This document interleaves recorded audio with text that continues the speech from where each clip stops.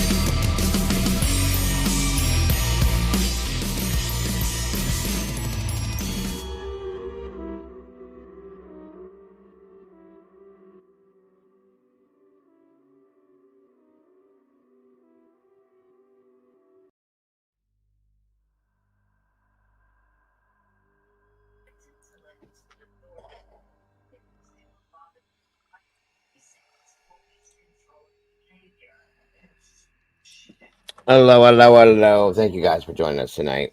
Sorry about my intro thing. I had a lot to work on with that still. Anyway, thank you guys for rejoining me. Thank you guys that were here this morning for the morning show with me and Doodle and Arctic. You all are so very much appreciated. I hope you had a great day until tonight. great rest of your day until we meet here again. I appreciate you guys so much for that too. Tonight, like I said, guys, for those of you that might have just popped up while we were sitting here, tonight we are looking into the true story behind the possession and exorcism of Annelise Michel. It's pronounced different ways depending on where you're at. And we're looking into some true story, true life hauntings, Christmas time hauntings. So I hope you're ready for it. Welcome back to Paranormal, Creepy, and Unexplained Friday nights, guys. It's been a minute. Please, guys, if you would, if you could, because you know you should, share this out. Hit that like button if you would.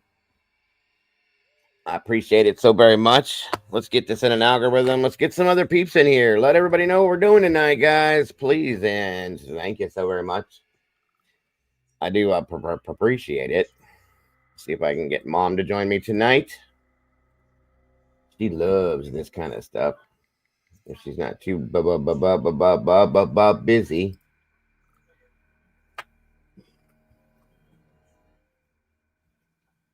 Let's see here.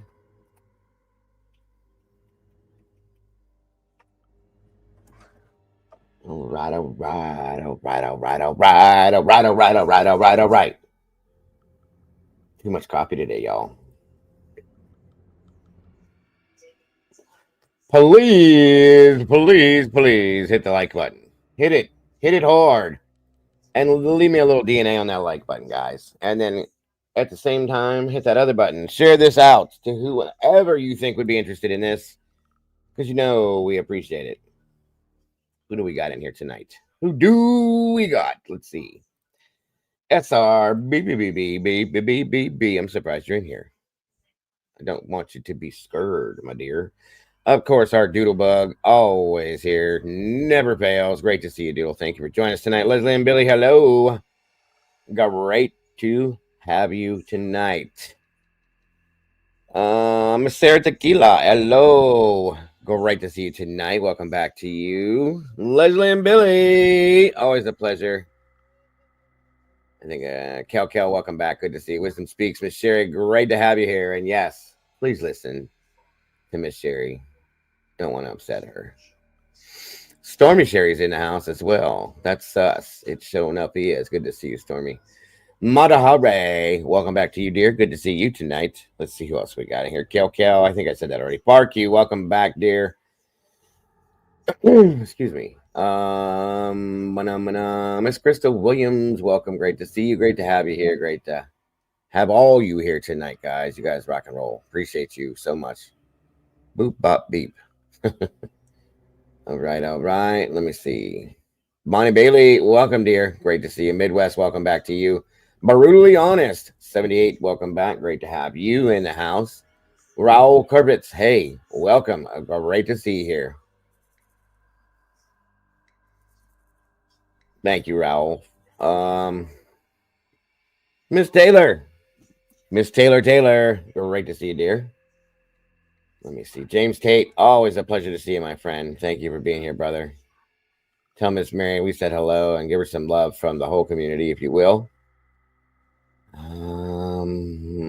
Let's see. Is there anybody else? Westmoreland Walt in the house. Hey. What's happening, brother? Steven's Adventure, always a pleasure, brother. Great to have you here. Thank you for joining me again the other night, Steven. I always appreciate that. Wonderful to have you guys up here with me.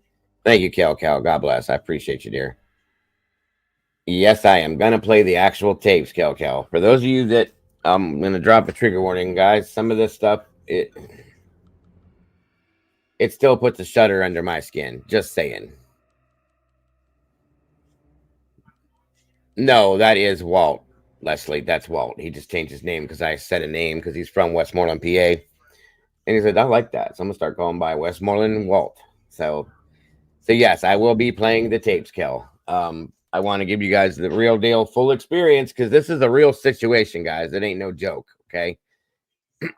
That's why I didn't tell anybody earlier, because I wanted you guys to come. I didn't want nobody to chicken out and run away.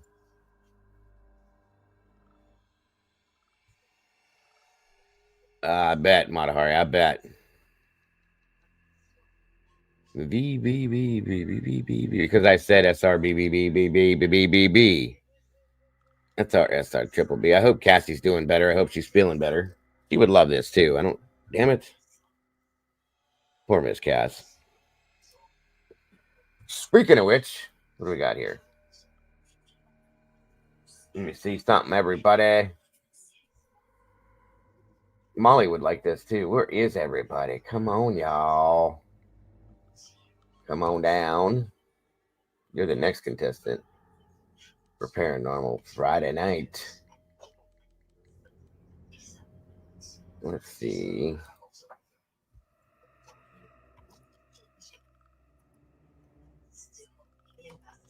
Again, guys, please share this out to everybody if you can. Let me see.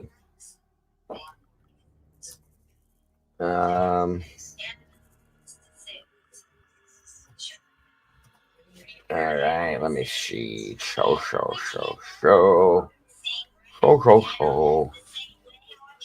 1 minute.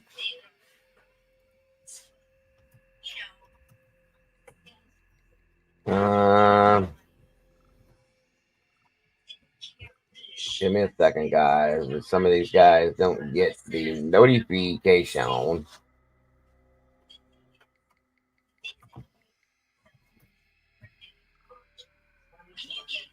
Let's see. Did I miss anybody?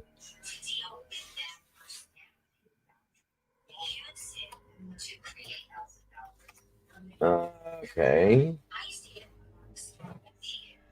Where'd she go? There she is. Hold on.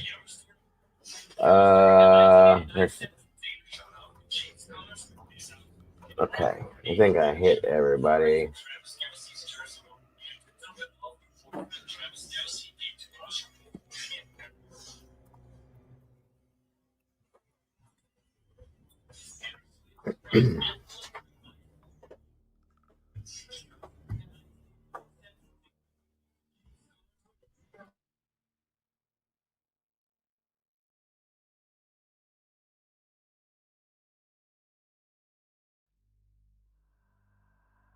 No, I'm not going to tell Cass.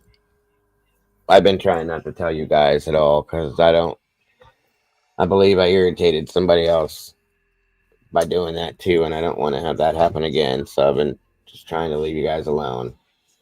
I just only started doing that because I had a lot of people that were like, "You got to let me know when you're live because I don't get my things," and I've heard you guys tell me. So instead of doing blanket things, I just do them by one. I don't want to bother her anyway. She wasn't feeling good, so I'm not going to bother her with it. Welcome, Midwest. Wonderful to see you.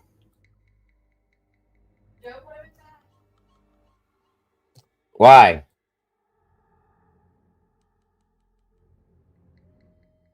Guys, give me 1 quick second. I have to do something for my wife.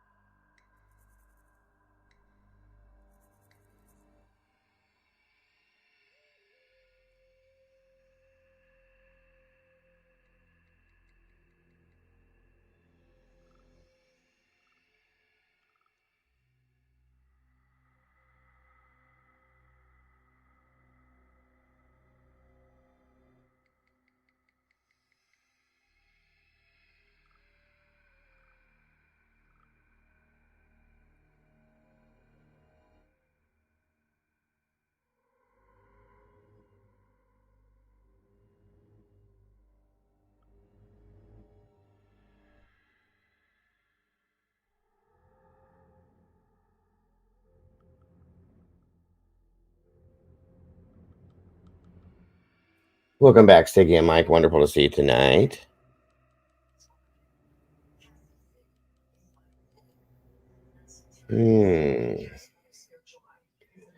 Just trying to give it a few more minutes to get more peeps in here so we don't get started without. Well, Sherry, Stormy, this this is probably going to be little more, a little scarier than Dahmer and Gacy and all that. I'll be honest with you, it creeped me out, especially when I play the true tapes for you. And that's all I'm saying.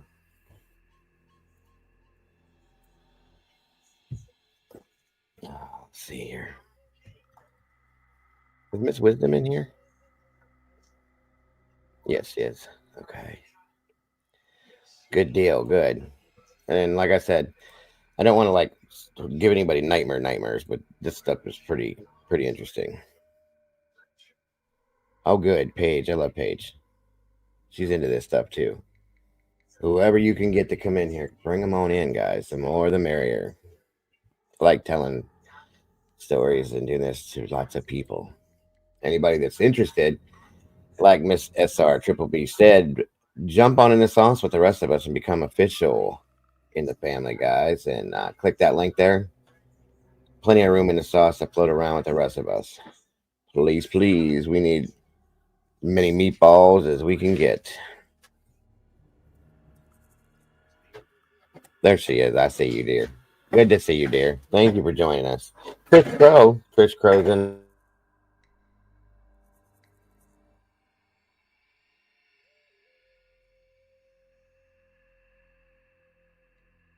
Um,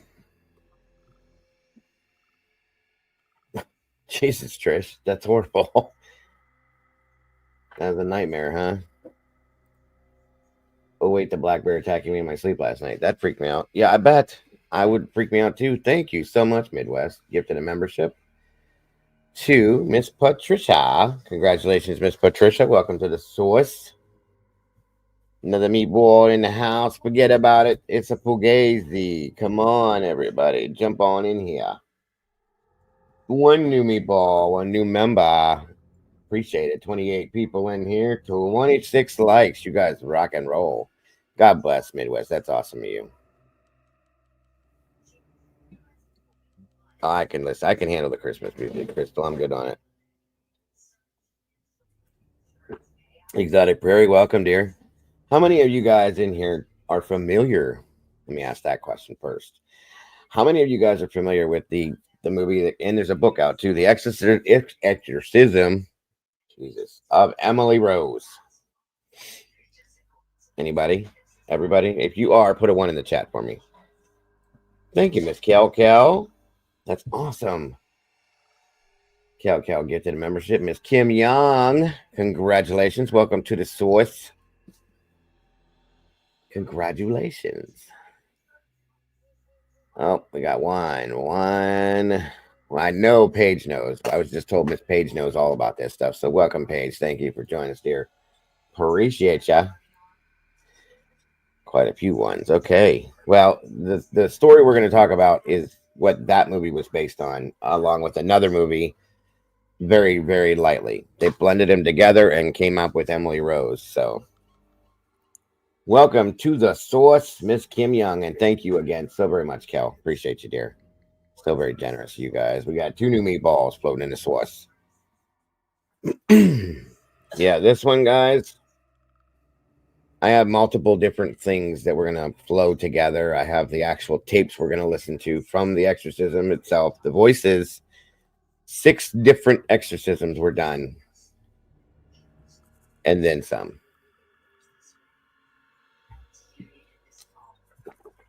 I have a bigger pot ready for it, Doodle. No worries whatsoever. Hold up.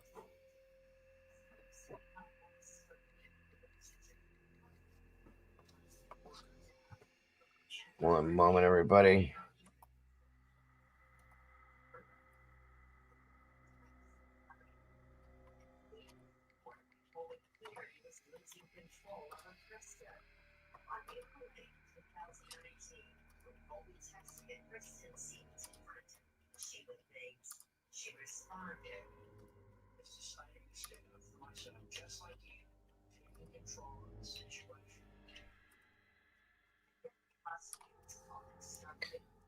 Let's see.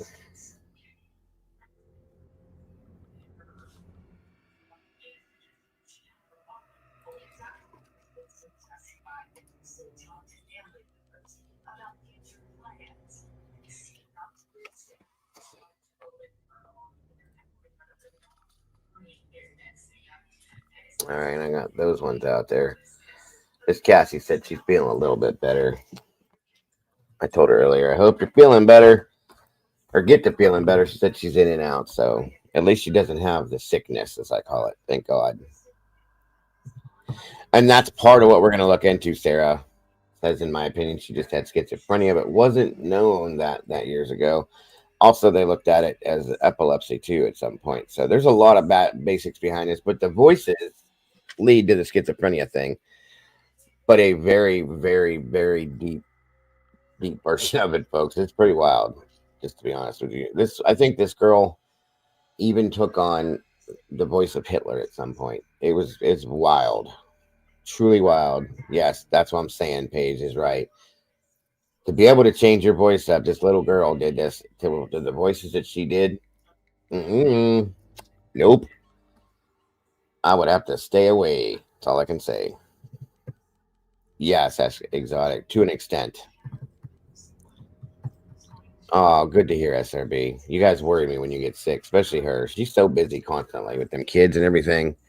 She don't take care of herself like she should always. So hopefully she is. I'm glad to hear. Obviously, mom had to check up on her because you're a good mother. You do them things, and that's why you guys are so awesome.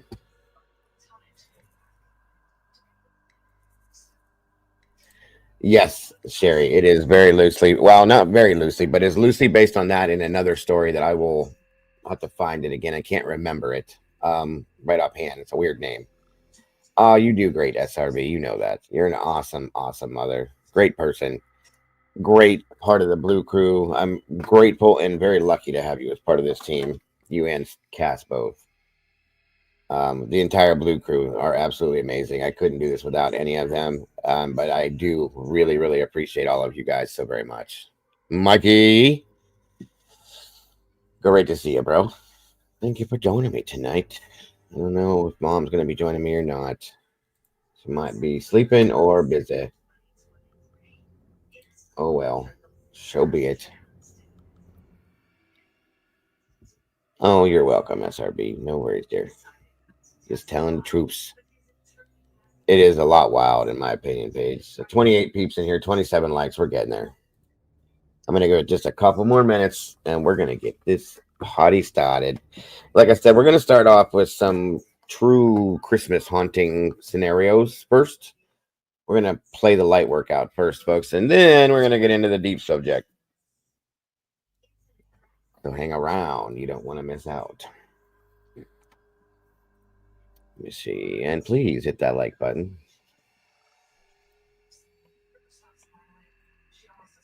Um,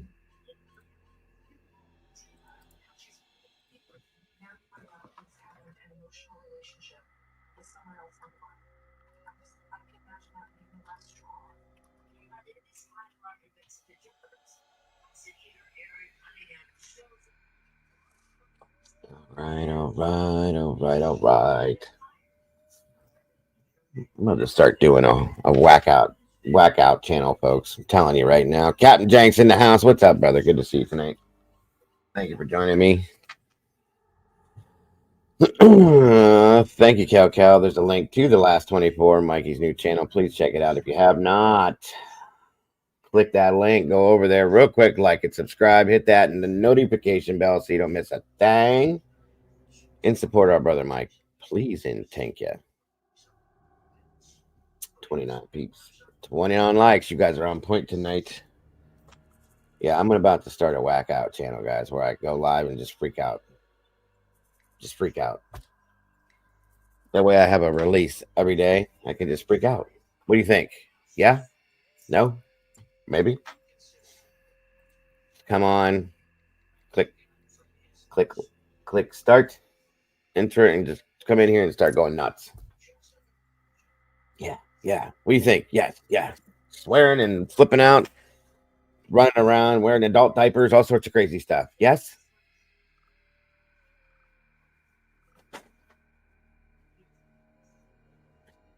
Drop them like they're hot. Cal. No, not a good look. Oh well, shoot. Okay. I mean, I can be, guys.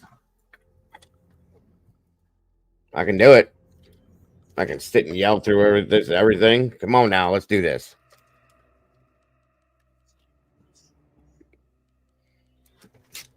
I'm ready. I got the equipment.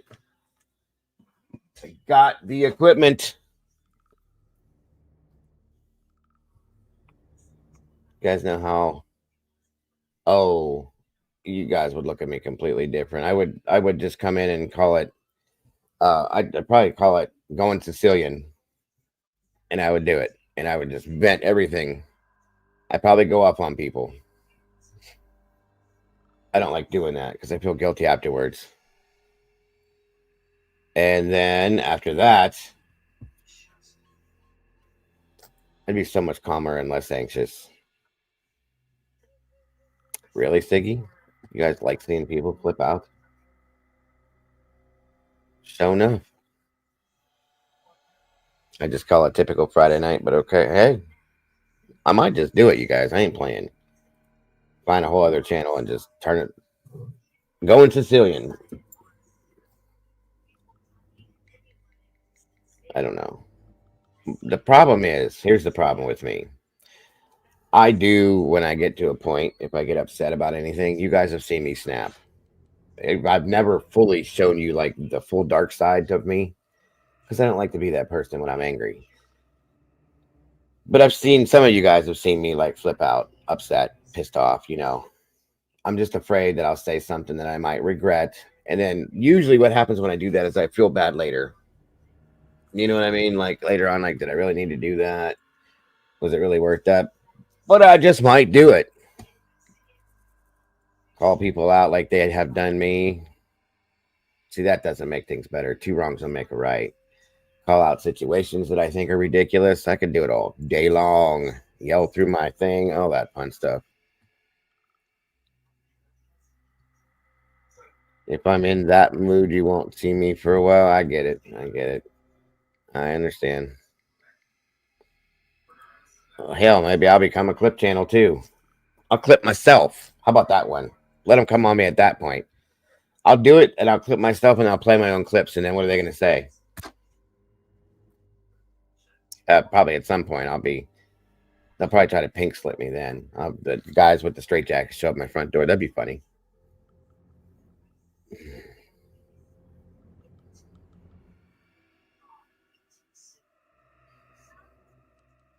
Come on, come on. What's happening, Mikey? RQ, great to see you guys. Thank you guys so much for joining me tonight.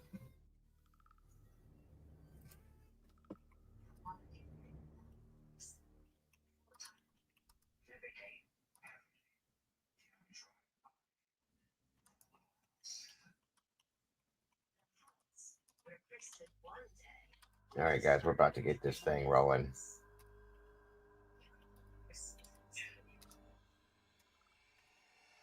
About to get it moving.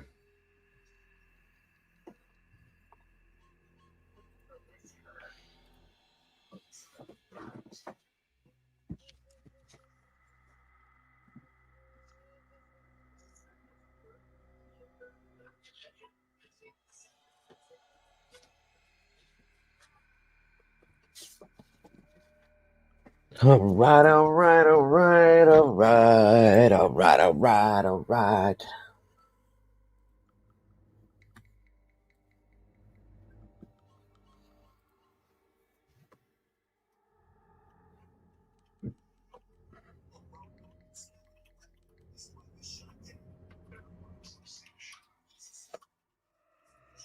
Mm-hmm. Well, that'd be cool. I just don't want to overdo it. And if not, no worries.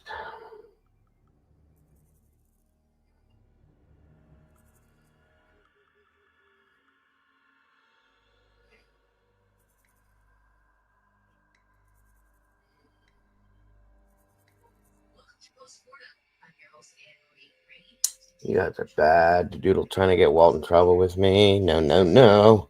It's not very nice of you, Duty. Miss Cassie said she might come by.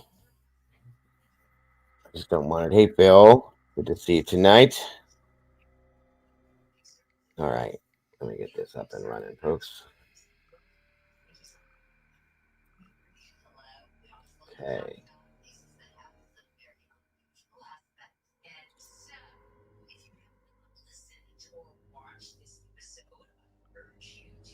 Come on, load up. There we go. Okay. Now, boy, it's gonna be hard to decide which ones I want to start with you. With the when we hit the Annelise thing. 1 second.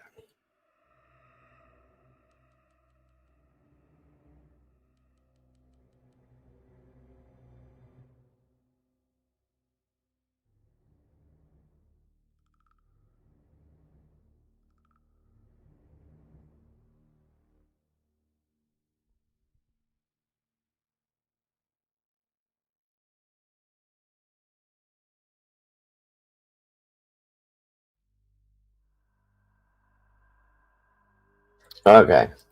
Well, here we go.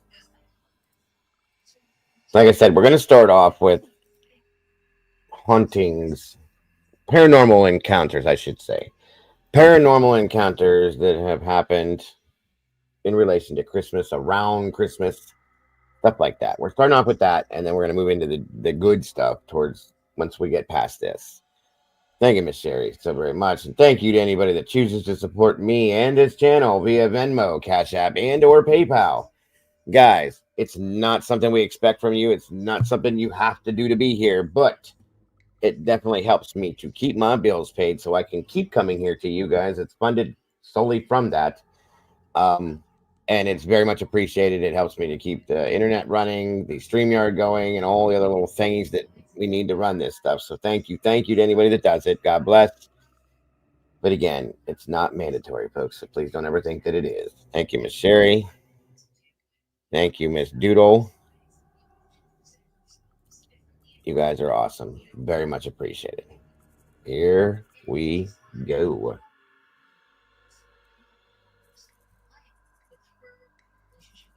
Things to those who watch below. Let me know how the audio is.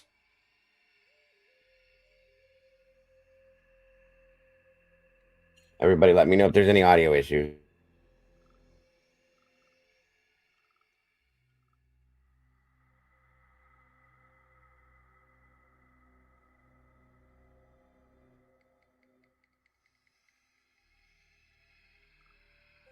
Before we start today's Christmas Paranormal special, I'd like to say Merry Christmas, Happy Holidays, and a very Happy New Year to each and every single one of you that's watched the channel this past year. Honestly, all your support has been incredible. And that also brings me to the support of those who dwell below, an exclusive channel membership that gets you shout-outs at the start of every video. So thank you to Steffi Ray, Lisa Watts, Lefty Kim, M.A. Way, Julie B, Just Black Kurt, tucking her in, just 666. If you haven't already, please subscribe to the channel, hitting that notification bell so that you never miss a video. But for now, sit back, cuddle up with that cozy fire, and enjoy these Christmas paranormal tales.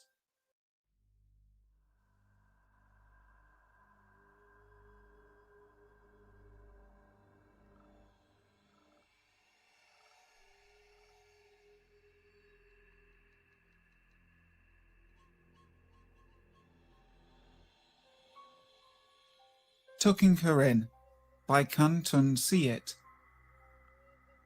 It was the Christmas holiday season, and one.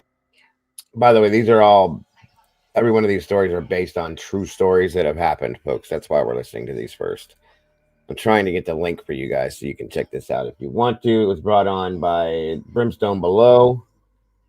This is where the footage comes from. I'm very grateful to them. And it's not working, so we'll just move through. One morning, when I was just getting home from work and my wife was getting ready to leave for work, she told me that something was tucking her in very gently at night, and thought maybe it was a loved one that had passed.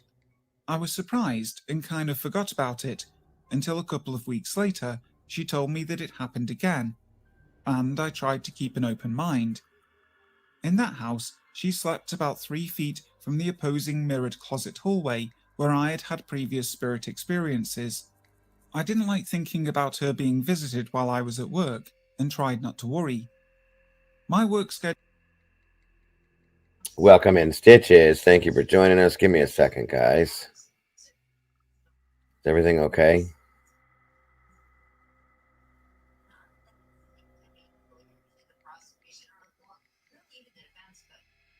No, I don't. Don't worry about that, Stitches. I nobody ever. Please don't ever think you have to explain to anything. Just don't worry about it at all. Okay. Just being here 100% is enough for me. I promise you that. Just telling you that. So don't ever think or worry about that ever. Ever. schedule was typically 4 straight nights from 6 till 6, and on my fifth night, I would change my sleeping hours to sleep with my wife, who usually went to bed about 10:30 pm. I usually went to bed by 8 pm and would be awakened up between 2 and 3 am. On one of those nights, I was awakened around 2:30 am and both of my feet were being pulled down by a steady pull at the end of the bed. We left the outside Christmas lights on all night, and there was enough light in the room to see our male Yorkie at the end of the bed, looking down at the ground. I immediately sat up and looked over the end of the bed and saw nothing but solid wood to the floor below the covers, as this bed had drawers underneath it. I'm guessing or thinking that whatever this was had probably slithered from the mirrored hallway. My wife wakes up from the movement, and I tell her that she wasn't kidding and that I had just had my feet pulled down slowly at the end of the bed. She then tells me that she has had that happen also to her. It was kind of a cool experience. Fast forward to 2 days before Christmas, and I was off work for the holidays, so I was home sleeping with my wife in bed and laying flat on my back with my feet sticking straight up. My feet are a size 11 and my wife's are a size 6, so mine stuck up much higher in the bed and were very close to the edge. It's early in the morning again, and I am startled awake by extreme pain as my toes are being bent straight down. There was some strength to pull the covers and my feet into the mattress. I immediately pulled my feet back up and woke up my wife, this time not getting up and looking over the edge of the bed, kind of distressed by it and didn't want to know what was pulling on the blanket. Over the next 2 nights, we decided to take the camera to bed and videotape to see what we could see. It was odd that while we were lying in bed, videotaping towards our feet, that our little Yorkie was on the edge of the bed, looking down again.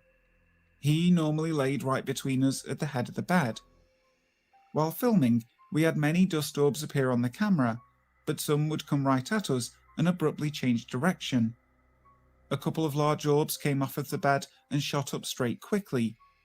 I never noticed the blanket puller happening again and hoped it was just a loved one who came around for the holidays.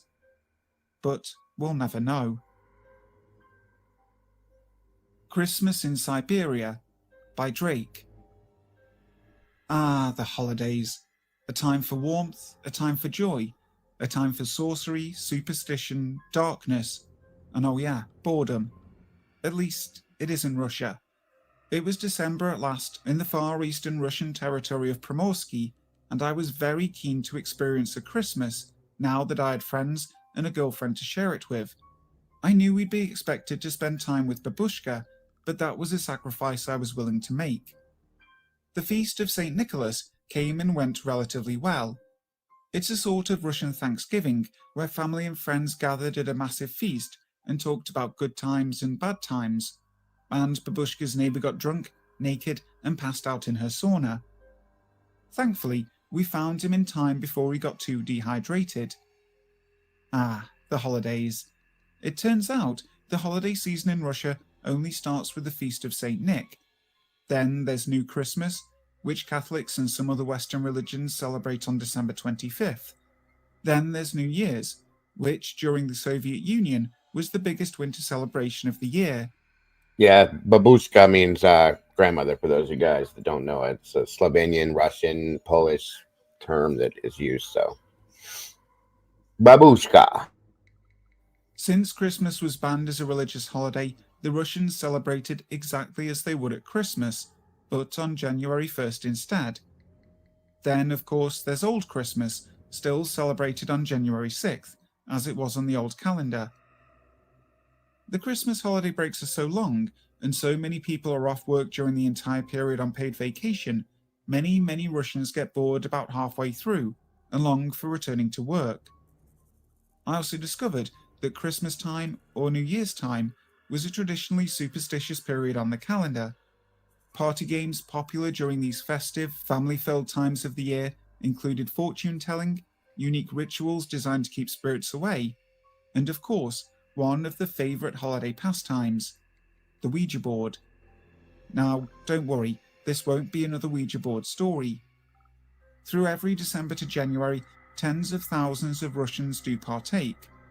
Babushka even had one at her house, a traditionally round one that looked very old and had seen many seances over the years. It was around this festive time of year that I had my own Christmas horror.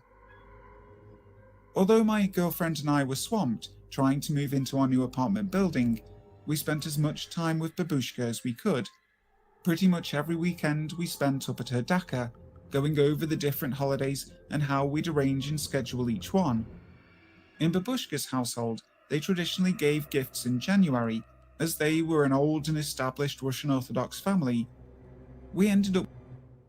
No, it is. It will be SRB. What I'm doing is, I told you in the thing, we're covering some Christmas time haunting scenarios, true stories that happened first, and then we're going into the possession and exorcism of Annelise, Michel. That's all. It's going to happen. It's coming up, promise you. working out a compromise, where my girlfriend and I would celebrate on December 25th, and we would have another celebration in January with her grandmother. Around January 2nd, we gathered our gifts and hired a taxi to take us out to the village. There was so much to transport that the train wasn't really realistic. Babushka greeted us at the door and supervised as we brought everything in. She was her typical forward self, lingering after kissing me in welcome and grabbing at me as I passed by her. She'd make comments like, "Oh, how strong," and I'd respond by calling her Turpki, which is slang for tart or other things. She'd laugh, and her beady little eyes would twinkle. She loved every moment of it. When we were done, I sat myself up in one of the downstairs bedrooms. Very smart, Stitches. I've always been terrible at wrapping gifts. They end up looking like I'd used my feet, with tape everywhere and seams exposed, revealing the items within. Dreading the prospect of wrapping, I waited until the last minute, and now had to finish wrapping everything for Babushka and my girlfriend's other immediate family. After a few minutes of focused failure, I heard a knock at the door. My girlfriend and her grandmother were going into the village centre to pick up dinner. I let them know what I wanted, and shortly after, I heard the front door to the dacha close. It didn't sink in at first, but this was the only time I'd been alone in Babushka's house. I'd stayed there many times over the last couple of months, but there had always been at least one other person there with me. I worked steadily for 15 minutes or so before I was disturbed again by a tapping sound.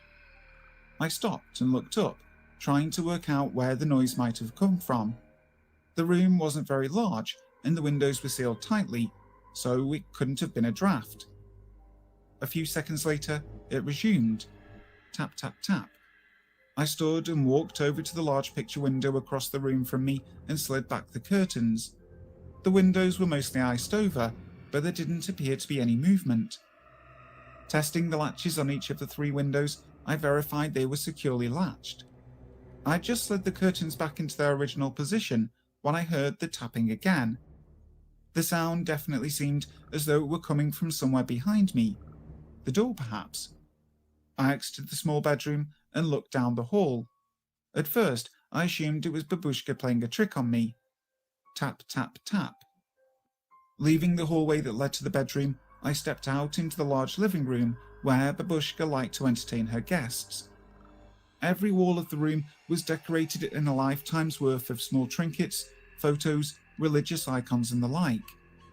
No fire was going, so the large room was quite cold, and I remember shivering a bit and rubbing my arms. Suddenly, I noticed something out of the corner of my eye. A form, dark against the colour of the light coming from the bedroom's open door down the hallway. I snapped my head around, but could see nothing. Only the long, narrow hallway and the glow of the lamps in the room where I had been working. Welcome, The Exotic. house was pretty disturbing all alone. So many odd angles and objects covering every surface. The shadows played strange tricks, moving while you were looking away and snapping to perfect stillness when I turned my attention to them. I walked in a circle around the living room, turning on lamps as I went. Even with all of them lit, the room only had a slight glow to it, not even enough light to read in. Babushka did like things dark. Tap, tap, tap. The sound had returned. I made my way out of the living room and toward the house's front door. The door was not locked, as is typical out in these villages, and I could make out the halo of a street lamp through the iced-over glass in the centre of the door. Turning the knob very slowly, I pulled it open in an instant, expecting to catch some neighbour kid playing a trick. The outer world was entirely still. Light snow was falling, as soft and dry as talcum powder, drifting down from the inky black sky above. No moon or stars, only the snow and the amber glow of the village's sodium streetlights reflecting Thank you, off of the Tito dear. powder, Appreciate you, hon. giving everything a sharp golden aura. The only footsteps in the snow belonged to my girlfriend and her grandmother, moving from the front steps and down the street toward the centre of town. Even those footprints were quickly filling up, being erased by the night's winter storm. I searched around the perimeter of the house, and no other footprints were visible. There were no birds, no animals around that I could see, only perfect stillness. My limbs were getting quite numb by the time I had made it to the front door of the house. I hadn't put on a jacket or anything prior to going out, and I was now feeling the results. Stepping back into the entry hall, I closed the door behind me and took a few steps back toward the living room. From this position in the house, I could tell the tapping sounds were not tapping after all. They were the sound of footsteps. It sounded as though there was someone in the room directly above the front entry hallway. The steps started and stopped, like someone was pacing, or possibly swaying or dancing to a rhythm. I moved very quietly back to the first floor bedroom and collected my cell phone as quietly as I could. If there was an intruder in the house, I wasn't going to let them know I was there. Taking each step very cautiously, I made my way up to the second floor and down the hall toward Babushka's bedroom, the room directly over the front entry. Her door was wide open and her curtains were all pulled back, allowing plenty of light from the street to enter the room. The first thing I noticed was a moving shadow, crossing back and forth in front of the wall across from the doorway. Back and forth, in a steady rhythm, it flowed over the surface of the wall directly across from me. Taking a few more cautious steps, I lifted my phone and tapped 102, police emergency, into the touch surface, ready to place the call if necessary. Moving closer to the doorway of her room, I changed my position so I could see further around the corner. The source of the shadow was coming from some sort of blanket or shawl or something that was hanging over the arm of the chair, swaying back and forth as if a steady wind was blowing on it, but all the windows were sealed. That was about enough for me. I turned immediately, rushed down the stairs and out the front door, following what was left of the footprints to meet up with my girlfriend and her grandmother. When I explained what had happened, Babushka sighed, rolled her eyes and scoffed, "I told you the house was haunted." Basil Brush, Is That You? Damn it, By Babushka. Nocida M. This experience involved a number of people, but I will share my experience and my parents also. Roughly 5 years ago, my dad and his best friend of 25 plus years were out in the bay doing what they love, fishing. My dad's best friend was Basil, a practical joker with a love for rum. Whilst fishing, my Welcome, dad Timber. heard a drop and the boat rocked violently. Basil was having a heart attack. My dad, with having worked on boats his whole life, is trained in first aid and CPR and performed CPR straight away. But Basil passed within minutes. The funeral was beautiful, and we all got to say goodbye the way our mate Basil Brush would have wanted. A few months later, and it was almost Christmas time. Joey, who was Basil's wife, and my mum were very close when I was younger, the best of friends, but fell out. After Basil died, Mum would ask Joey to come and stay with them, to keep her company and really watch over her. Joey had no family, no one really, apart from her sister and Basil. This is one of my mum's experiences. I also forgot to mention that when Basil died, a small part of his ashes were given to my dad. My mum, dad, and Joey Once we get through this one, we're getting into the real good story.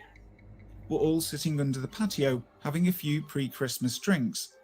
Joey's handbag was in the middle of the table with quite a bit of stuff in it. You know what we carry in our bags, ladies. All of a sudden, it dropped straight onto the concrete, and Mum said they all just froze, shrugged it off, and thought, how strange. Within half an hour, Mum's pasta jars were falling off of the shelves in the kitchen. They put it down to the dryer in the laundry, which is on the other side of the wall, although the dryer was never on or even used.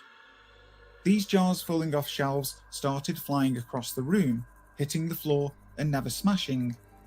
Now my parents were getting creeped, but they still never thought they had a ghost. They don't believe in things like that.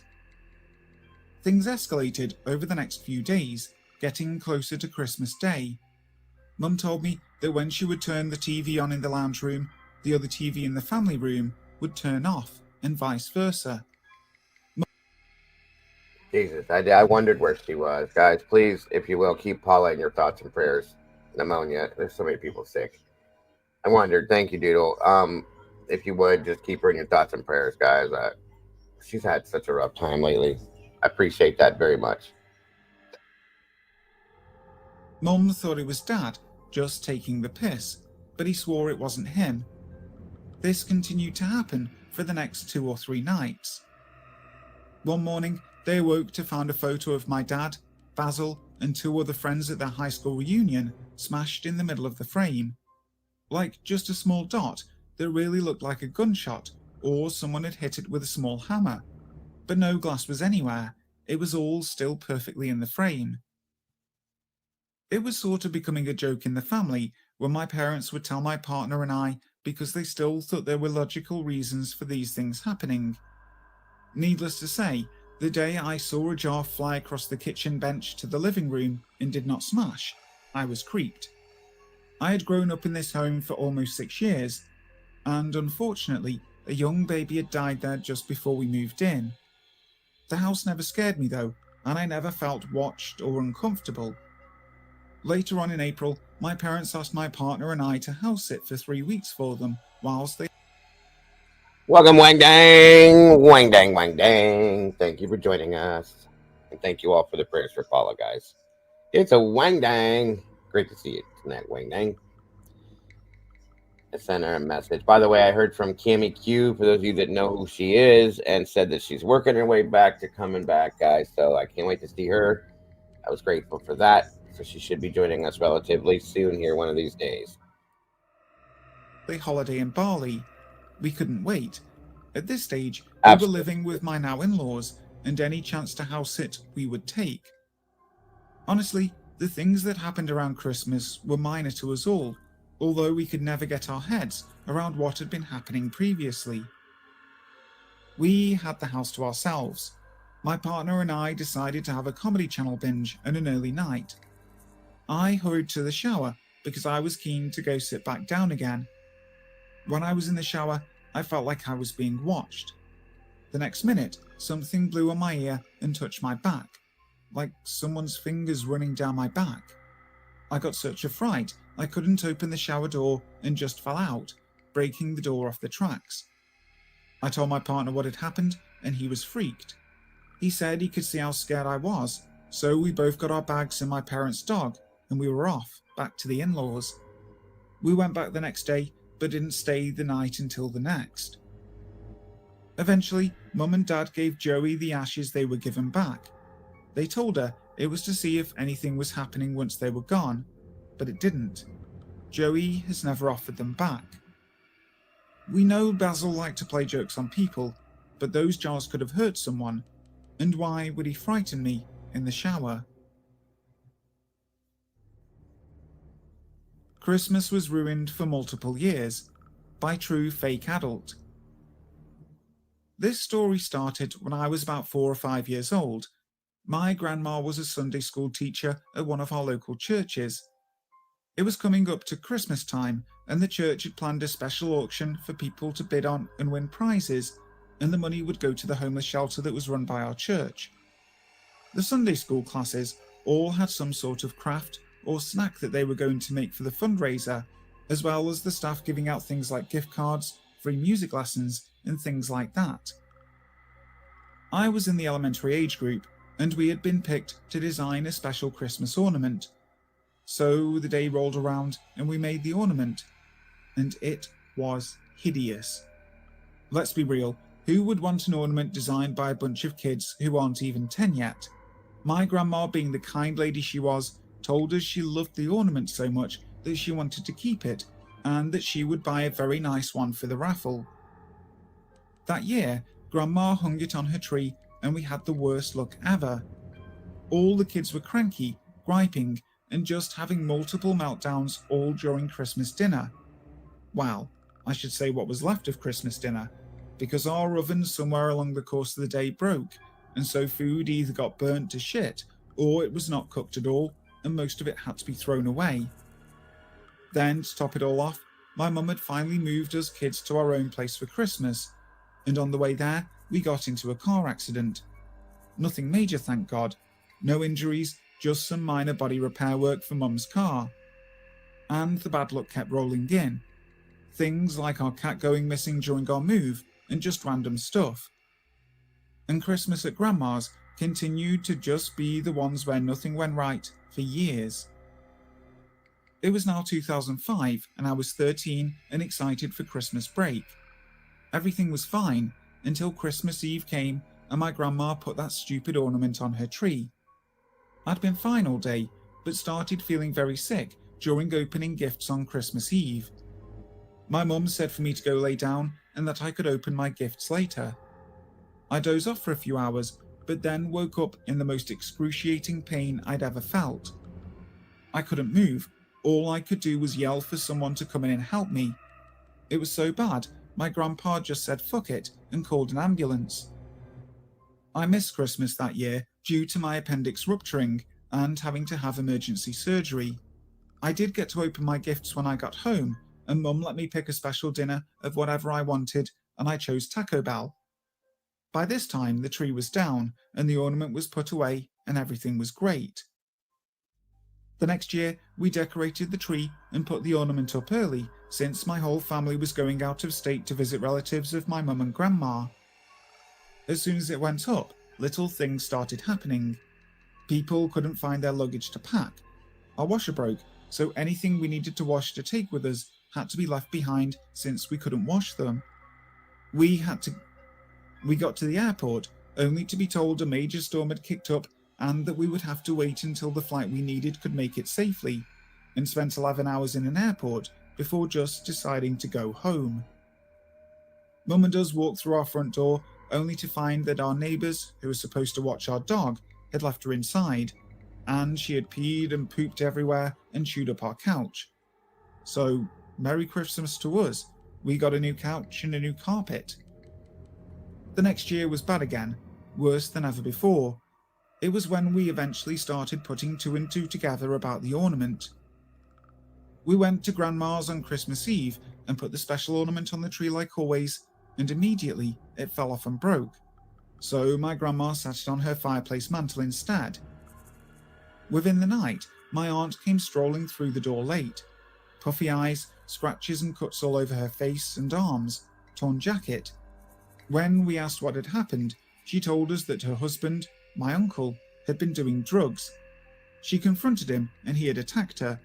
She called the police and watched them nearly beat him to death in their driveway and then haul him off to jail. You think it stops there, but it doesn't. My dog somehow got out of the yard and was hit and killed by a car. We didn't know until we got home. My grandpa was going downstairs to come check on us after finding our dog and fell all the way down the steps, breaking his hip. After everything seemed to settle down, my grandma, with the help of my other uncle, took all the Christmas stuff down and put it away. As my uncle picked up the ornament, he told my grandma it gave him a weird feeling, and he didn't like it. He also asked that since it was broken, could he throw it away? My grandma said no, because it was special. So we packed it up and brought up these weird feelings to my mum and aunts later, and they all agreed it made them feel strange too. Then my mum pointed out that every Christmas we had since the ornament was made had all been ruined, and suggested that maybe the ornament had something to do with it. They all agreed. The next year, my mum and aunts tried Throw to it convince my away. grandma not to put up the ornament. It took a bit of time, but grandma begrudgingly agreed no ornament that year. And guess what? That Christmas was still kind of weird, but nowhere near as bad as it had been. My family again had a bunch of minor things happen. The power went out. My other aunt this time was late because there was roadworks all over the city, and we wound up ordering a pizza for Christmas dinner because nobody felt like cooking, and when we received the pizza, part of the order was missing. That year, after taking all the decorations down, my mum stole the ornament, brought it home, and we burned it and buried it in the yard. Ever since then, Christmas has been awesome. Finally. I don't know exactly what was wrong with the ornament, if it was cursed or possessed or what, but I sure am glad that it's gone now. Hi there, guys. Thank you so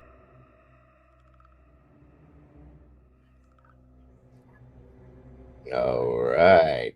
You better watch out. You better not shout. You better not cry. I'm telling you why. Because he's coming for you. Anyway, you think Babushka really got hit by a reindeer? Probably. I wish the babushka that lives here would get hit by a reindeer sometimes. No lie.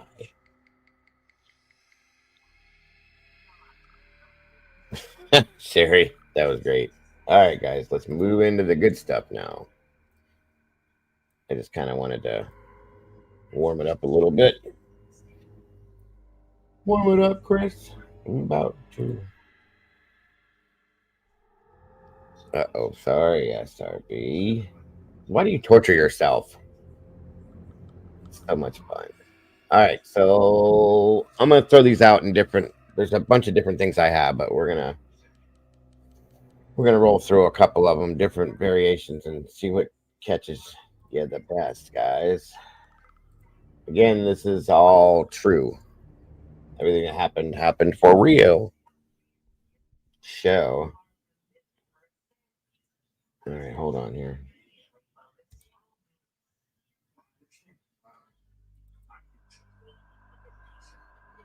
Yes, Brutally. Welcome, Brutally, by the way. Good to see you tonight. Fish beans with green tomatoes. Oh, God, that sounds good, Taylor. It's all right, SRB. You're always loyal. You don't have to worry about that, dear. I already know. All right. So, how does this keep doing this to me? Now, these were filtered. They better work. All right. Here we go.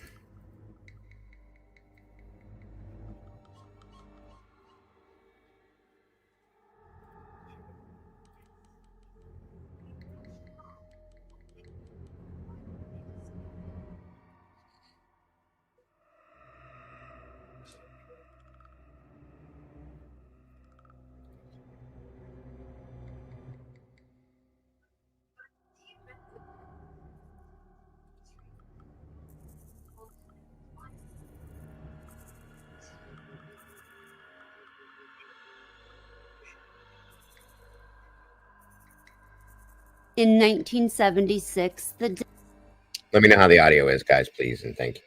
Death of a 23-year-old woman left the town of Klingenberg in Bavaria, West Germany, shaken. For years, the residents that lived there refused to even speak the young woman's name, Annelise Michel. You see, for the last few years of Annelise's life, she believed she had been overtaken by demonic forces that refused to let her go. Being devoutly Catholic, Annelise turned to her religion and her church for help. For nearly a year preceding her death, 2 priests attempted to drive away the demons that Annelise, her parents, and the priests were convinced possessed her. In secret, they carried out 67 rites of exorcism over a period of 10 months, with some sessions lasting up to 4 hours. When Annelise died on July 1st, 1976, she weighed a mere 68 pounds. And the autopsy report said that her death was caused by malnutrition and dehydration that resulted from nearly a year of semi-starvation during her weekly exorcisms. Experts said Annelise's death could have been prevented, but her family argued that doctors and medical intervention weren't helping. Was Annelise's death the work of Satan, or was the act of exorcism itself to blame? In today's episode, we'll be taking a deep dive into the case of Annelise Michel. So sit back, relax, and enjoy this episode of Armchair Investigator.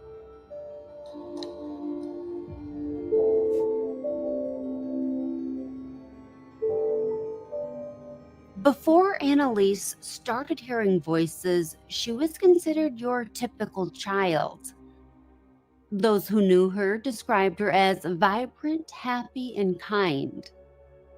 Born on September 21st, 1952, to Joseph and Anna Michel, Annelise was the second of 5 girls. Tragically, her older sister Martha would die at the age of 8 from kidney failure. After Annelise was born, her parents would go on to have 3 more children, Roswitha, Gertrude, and Barbara. The Michels were considered a conservative, middle-class Catholic family, where their faith was a cornerstone of their household. The family attended Mass twice weekly and read the Bible every day. Besides being deeply religious, the Michel family had been known for centuries as the town artisans, as many of them worked as builders. Annelise's father, Joseph, followed tradition and took over the family's sawmill business. The Michels did well for themselves, though they never bragged. They had a nice home, it was well decorated, there was a maid working in the kitchen, and the girls had their own rooms on the 2nd floor, something that was considered uncommon for the time. Anna and Joseph were strict parents. They loved their daughters deeply and tried to shield them from the dangers of the outside world. Despite the strictness, their daughters knew their parents loved them. Annelise recalled her father always making sure his daughters were well fed. And for a time, the girls got to play sports at the local club and even take dancing lessons. People who knew the Michel girls said that despite their parents' strictness, they were well-adjusted children. As a child, Annelise was frail and sickly. By the time she was 5 years old, she had already caught the measles, mumps, and scarlet fever. This was something that Annelise's mother, Anna, was very defensive over. It was like a dark cloud that loomed over the family name. Despite these early illnesses, she still managed to do well in school. And by 1965, at the age of 13, she had overcome her health problems and had caught up in size with her fellow classmates. For those of you that aren't familiar, part of this story, it's believed, because you know how things were back then, okay? That you can look at it two-sided. She was possessed, or again, like it was stated, that she was either schizophrenic or had maybe manic depressive, or a multitude bipolar of things, okay? So it could have been that, but it's claimed that she was possessed by 6 demons. There are 6 different voices that come out. We're going to listen to the voices as well. It's no joke, folks. And I'm telling you, I could see it both ways until you hear the voices. And when you hear the voices, you only see it one way, in my opinion. It's wild. So, just giving you a heads up. Annelise attended the Dahlberg Gymnasium School in Aschaffenburg. And school is where Annelise excelled.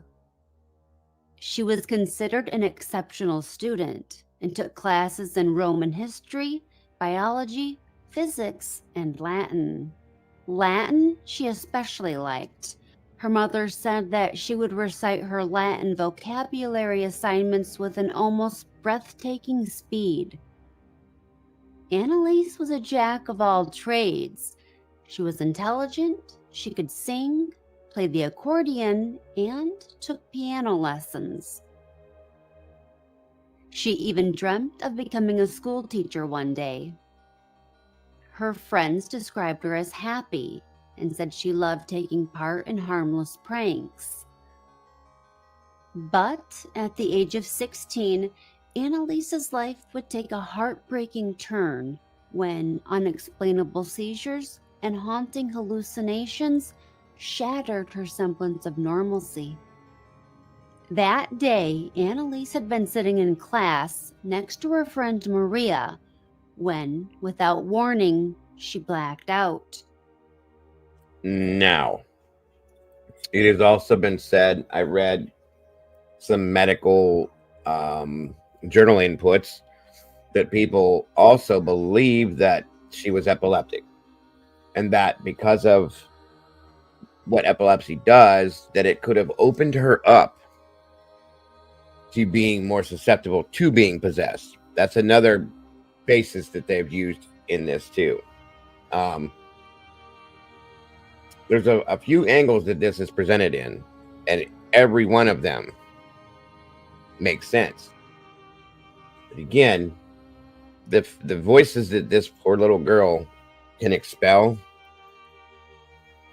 blows my mind. And yeah, it very much does make sense, SRB. I'm just saying, but the possession side of this really does fit like a puzzle piece, folks. That's all I'm saying.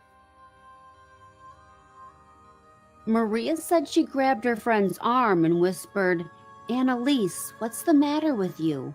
Are you asleep or something?" Annelise chalked it up to studying too much, and both girls laughed it off. They went about their day as usual, and Annelise had nearly forgotten about the incident. But later that night, just after midnight, Annelise was awoken to the feeling of something pushing down on her. The force was so intense that Annelise couldn't breathe, move, or speak. It was as if her tongue was paralyzed. She even lost control of her bladder. Annelise remembered thinking she was dying. At 12:15, she heard the sound of the local church clock tower chiming, and the feeling of being pinned down had ceased. That day, Annelise stayed home from school, telling her mother that she was too sick and tired to go. After Annelise had explained what happened, Anna was worried about her daughter. What could this have been? It was the end of September. But when nothing else happened, everyone put it out of their minds, and life resumed as usual. Annelise made good grades, continued playing the piano, and even started learning how to play tennis.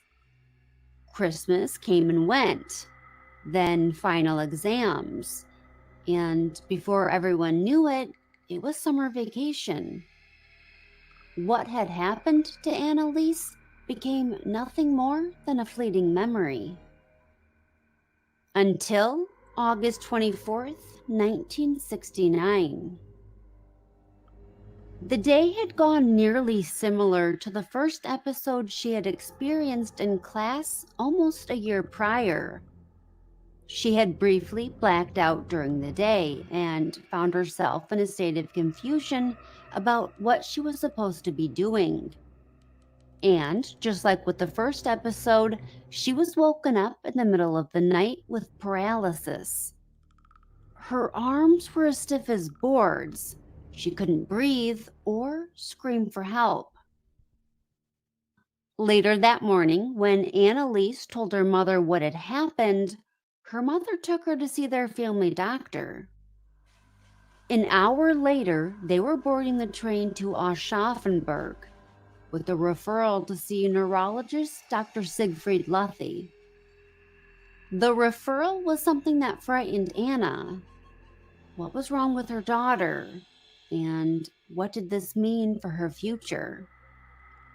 Anna was worried about the implications if word got out that Annelise had to see a nerve doctor.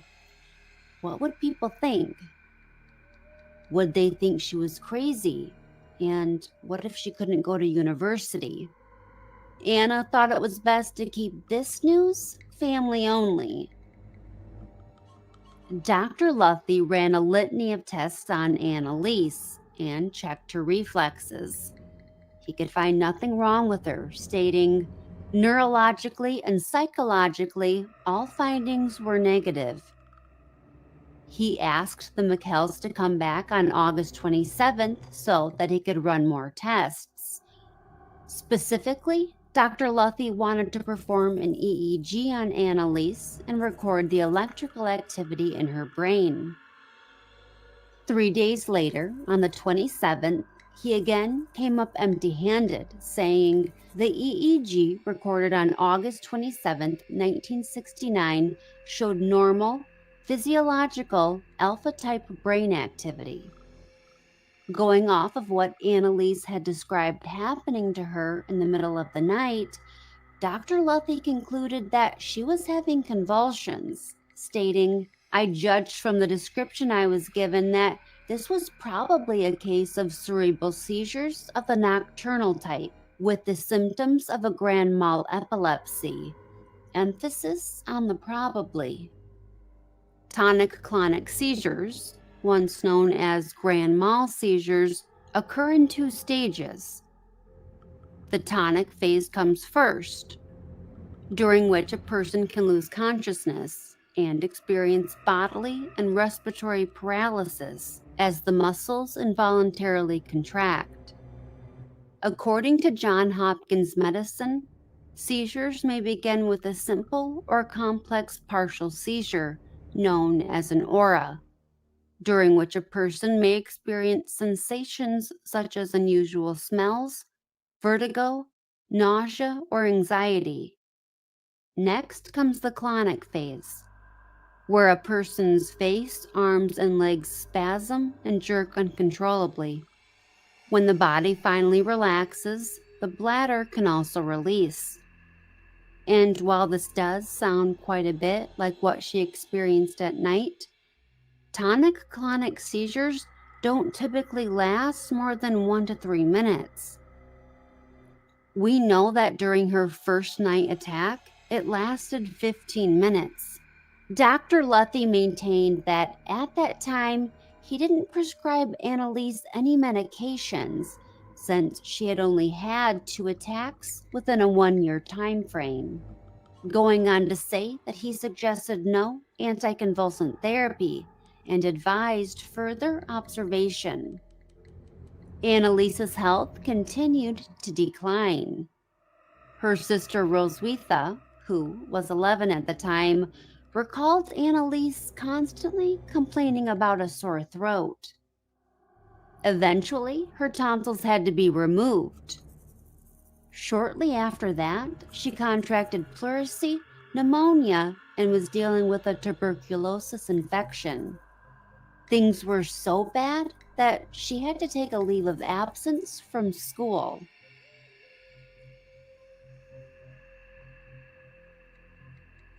Life had drastically changed for Annelise in the span of just a few short months.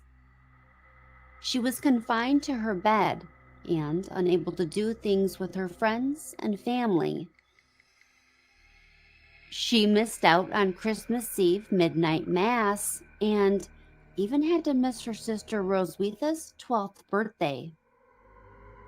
The new year came and went, and there was still no improvement in her condition. In February of 1970, Annelise was transferred to the hospital in Aschaffenburg. From there, she was transferred to a long-term medical care facility that specialized in treating bronchial and lung diseases in children and adolescents. Her stay there was a lonely one. She missed her sisters and missed home. The fact that she didn't know when she would be released made things even more unbearable.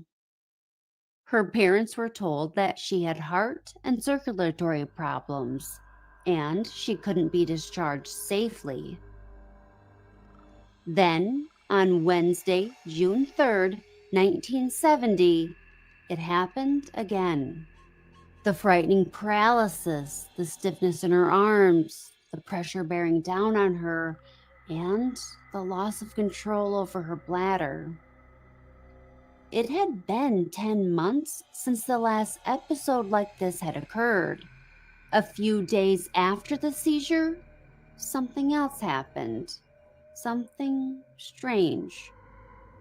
Annelise was sitting on the chair beside her bed, praying the rosary, when a feeling of euphoria washed over her. It wasn't until some of the other patients asked what was wrong with Annelise that she snapped out of it. Girls in Annelise's ward claimed to have been watching her, and her hands were moving in an unnatural way. One girl said it looked like when her cat stretched its claws. Another patient agreed that it looked like Annelise did have paws. There was also something else they noticed. Annelise's eyes were all black. When Annelise got up and walked over to the mirror, she noted that her eyes did in fact appear darker than usual. But beside that, Annelise felt better than she had in months. She figured it must have been the Virgin Mary helping her. On Tuesday, June 16th, Annelise met with neurologist Dr. Von Haler in Kempten. He recorded an EEG of her that showed an irregular alpha pattern with some scattered theta and delta waves, but nothing indicative of any kind of disease or syndrome. Intentional stimulation of Annelise's brain showed no excess firing of any particular group of cells. And Dr. Von Haler wasn't able to trigger any seizures during the test. Despite this, he believed that what Annelise had been experiencing was in fact seizures, and he recommended anticonvulsant medication. About a week after her trip to Kempten, Annelise tried to conjure up that euphoric feeling that she had felt while praying the rosary. As she sat with her rosary in her hands, thinking of the Virgin Mary and looking out the window toward the mountains, a huge face with a terrifying scowl on it suddenly appeared on the horizon. It came out of nowhere and just as quickly vanished. The experience left her so frightened and unsettled that she felt like she could no longer pray. In fact, she began to fear saying the rosary at night, a prayer that had once brought her so much comfort. After her consultation with Dr. Von Haller's office, Annelise would be kept at the medical care facility for another 6 weeks. During that time, she had seen the frightening faces, or Fratzen as she called them, on a few more occasions. She began to wonder if whatever evil thing she was seeing was inside her. On August 11th, Dr. Von Haller checked Annelise's EEG once more, and again found no irregularities. While there, she told Dr. Von Haller that she sometimes felt dizzy, but she didn't tell him about the faces that she had been seeing. After all, she knew how it would look, and she was tired of people poring over her. On August 29th, Annelise was finally allowed to go home, and after being gone for 6 months, it was a big adjustment for everyone.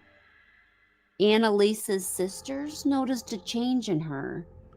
Their once jovial sister was now moody and withdrawn.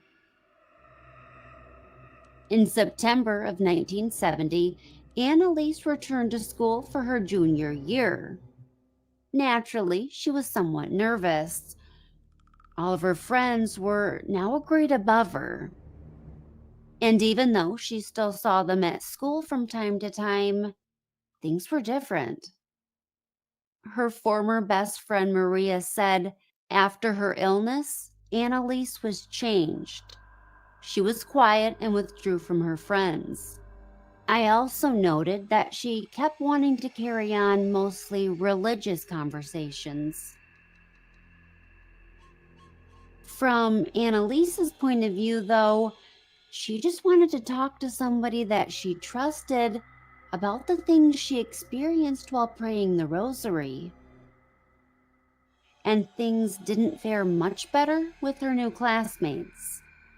They described her as a loner and outsider. Annelise's grades began to suffer. 1 month after being discharged from the medical care facility, Annelise was due for a checkup.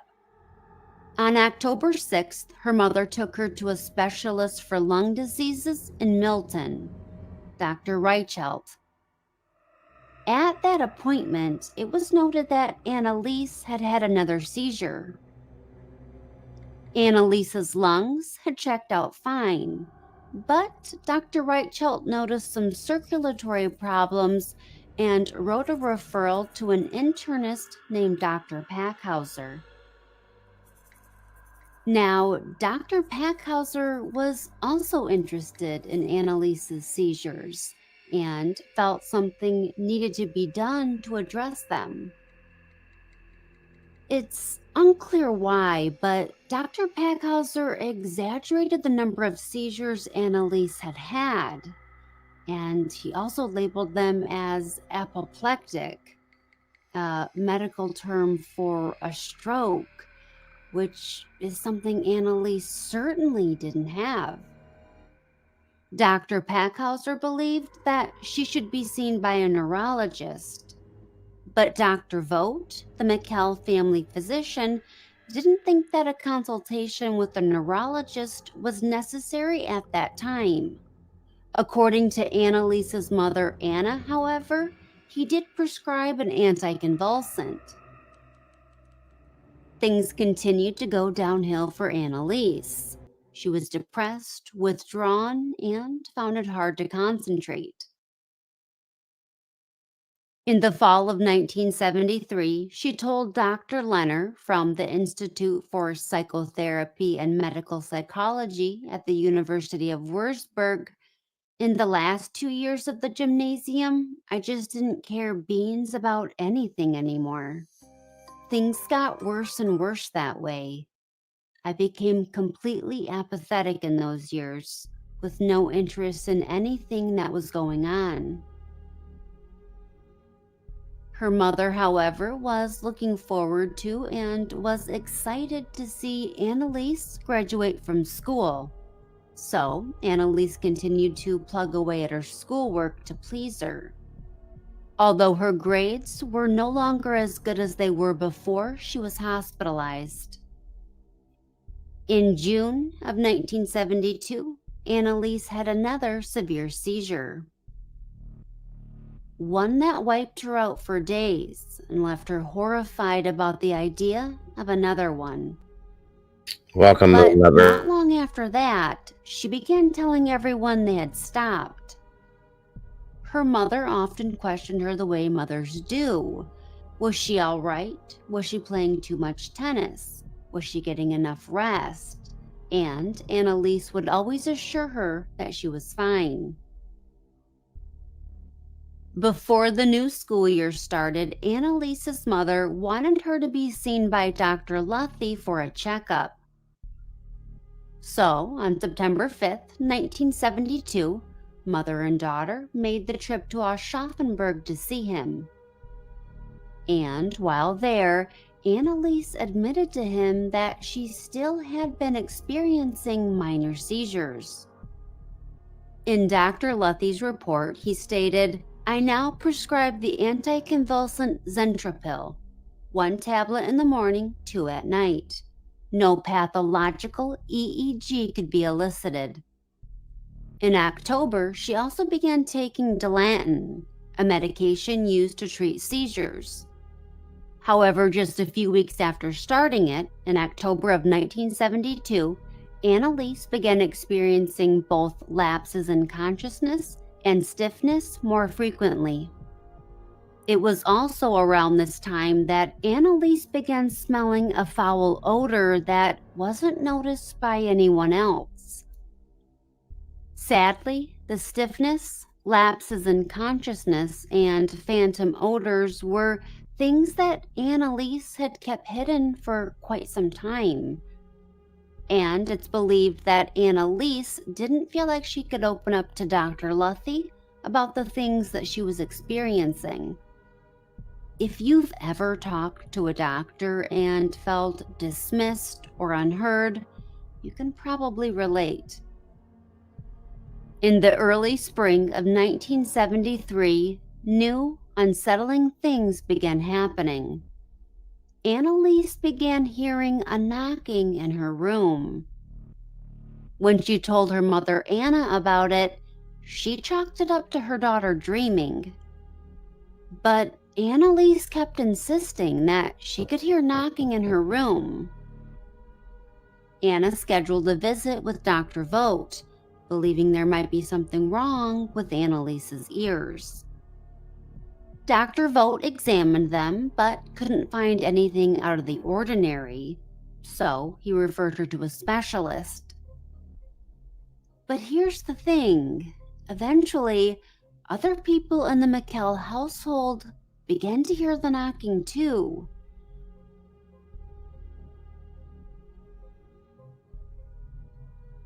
Annelise's mother said it wasn't just Annelise. She was the first one to hear it, but then the others did too, like rapping or a chair falling over or someone thumping inside the wardrobe, then underneath the floor and above the ceiling. And that wasn't all. She began telling her mother and father that she was seeing the scary faces more and more. And while doing mundane things like playing the piano, making her bed, or just looking out the window, Annelise thought that these devils with horns were out to get her. And she began hearing voices telling her that she was damned and would spend eternity in hell. Annelise's mother was beside herself. She was scared for her daughter. And her father Joseph was worried too, but he was a more stoic man, reassuring his wife by saying, "Calm down, Anna. The girl is an epileptic. Someday she'll be well again and all of this will blow over. You'll see." But Joseph couldn't have been more wrong. Anna had begun to wonder if something supernatural really was going on with her daughter. One day at home, she had walked by the living room to find Annelise staring at the statue of the Virgin Mary on their mantelpiece. And it wasn't with respect or adoration. Anna said that Annelise's face was full of hatred, and her eyes were jet black. Her hands twitched, and her dainty, slender fingers now looked like thick paws with claws. Anna said that she was so scared and unsettled by what she'd seen that she left the house and went to their office to write out some bills and try to calm herself down. Anna was so unnerved by the whole thing that she couldn't even hold a pen because of how badly she was shaking. This is interesting because, if you remember, other patients at the medical care facility had said similar things. They too said that Annelise's eyes had turned black and that her hands had looked more like animal paws. Imagine being so unsettled and freaked out by your child that you leave the house. It had to have been pretty bad. Prayer had always been a uniting point for the family, and they often asked for guidance on what to do. But the evening rosaries, the masses, and the services did very little to help Annelise. Later that spring, Annelise caught German measles. When children get it, symptoms are usually mild, but getting it later in life can sometimes mean for a harder recovery. Due to it typically being a disease that children get, her parents called the family doctor to make a house call. Once again, Annelise would end up missing several weeks of school, but would still end up finishing her final exams and graduating. Such a relief, and what a joyous time for the Michel family. Each of their daughters had accomplished various milestones that year. But for Annelise, this wasn't a joyous time in her life. She often said, "I feel like I'm in a deep hole." She would later confess to Dr. Leonard that she had recurring thoughts of taking her own life. Graduating and summer vacation did little to help. The medications she was prescribed from Dr. Luthi made Annelise tired and emotionless. Her father suggested a trip to the San Damiano shrine, thinking it would do his daughter some good to get out and see the beautiful scenery there.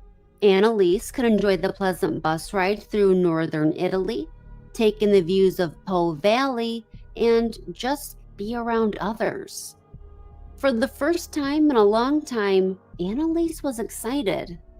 She couldn't wait to say the rosary there, since it was purported to be a place where the Virgin Mary had appeared to a woman named Rosa Quattrini in 1961. But the trip didn't go as planned.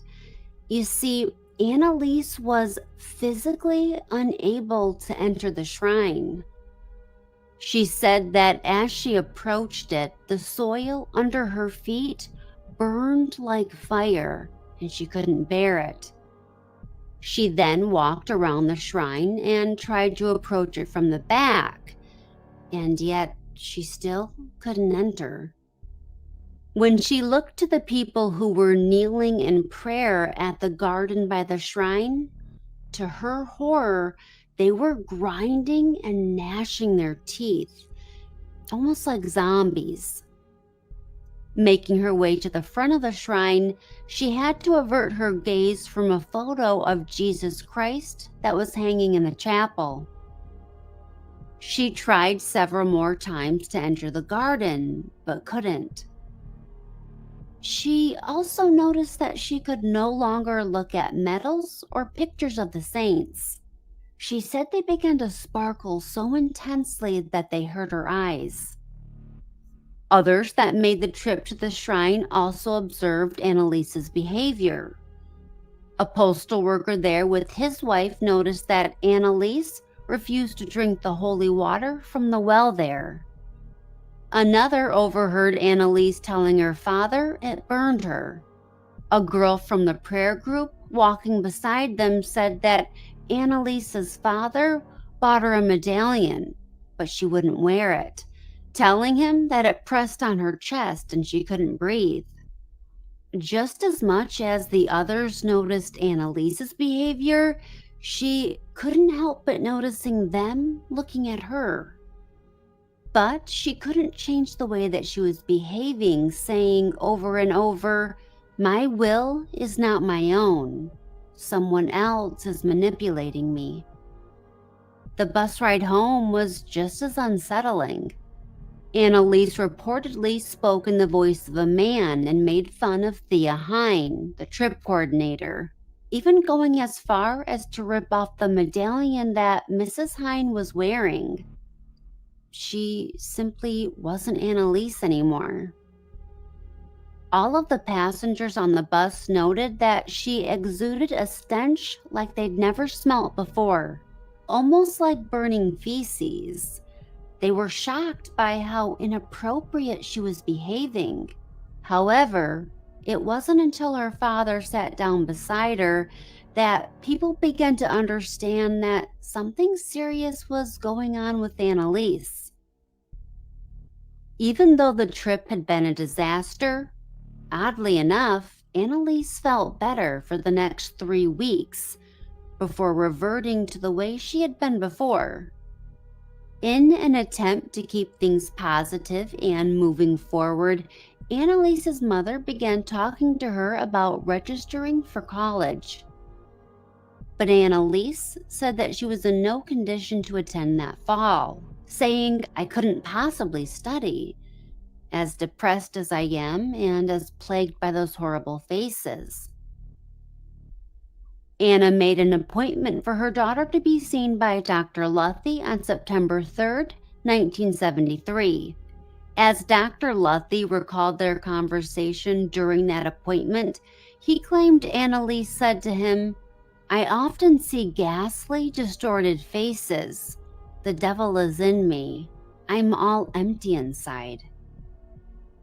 But when asked to describe what the faces looked like, she would give no further description.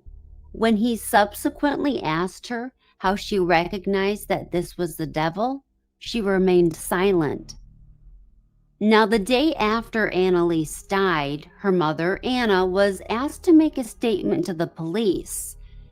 At that time, before she could have possibly known that a spotlight would be shown on this case, she said, "We told Dr. Luthi about these things, and he advised us to consult a Jesuit." Something that Dr. Luthi would firmly deny, saying, "When I have a patient whom I cannot handle, as far as diagnosis is concerned, or as an outpatient, I always refer that patient to a clinic, not a priest."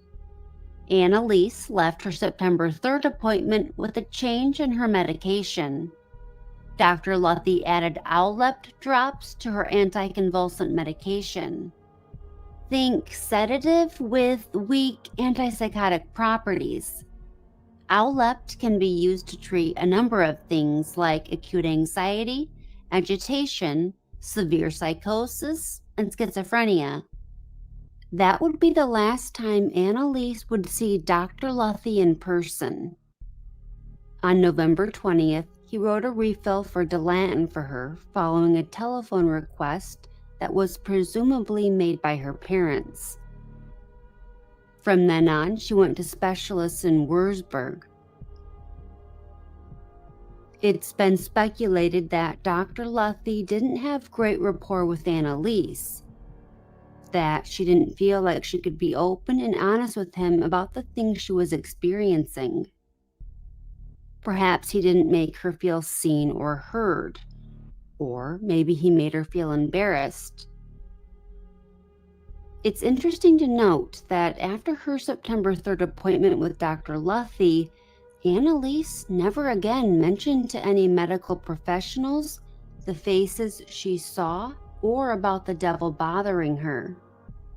Instead, she focused on treating her depression, her headaches, and the phantom's smells she experienced. Things had gotten busier in the Michel house.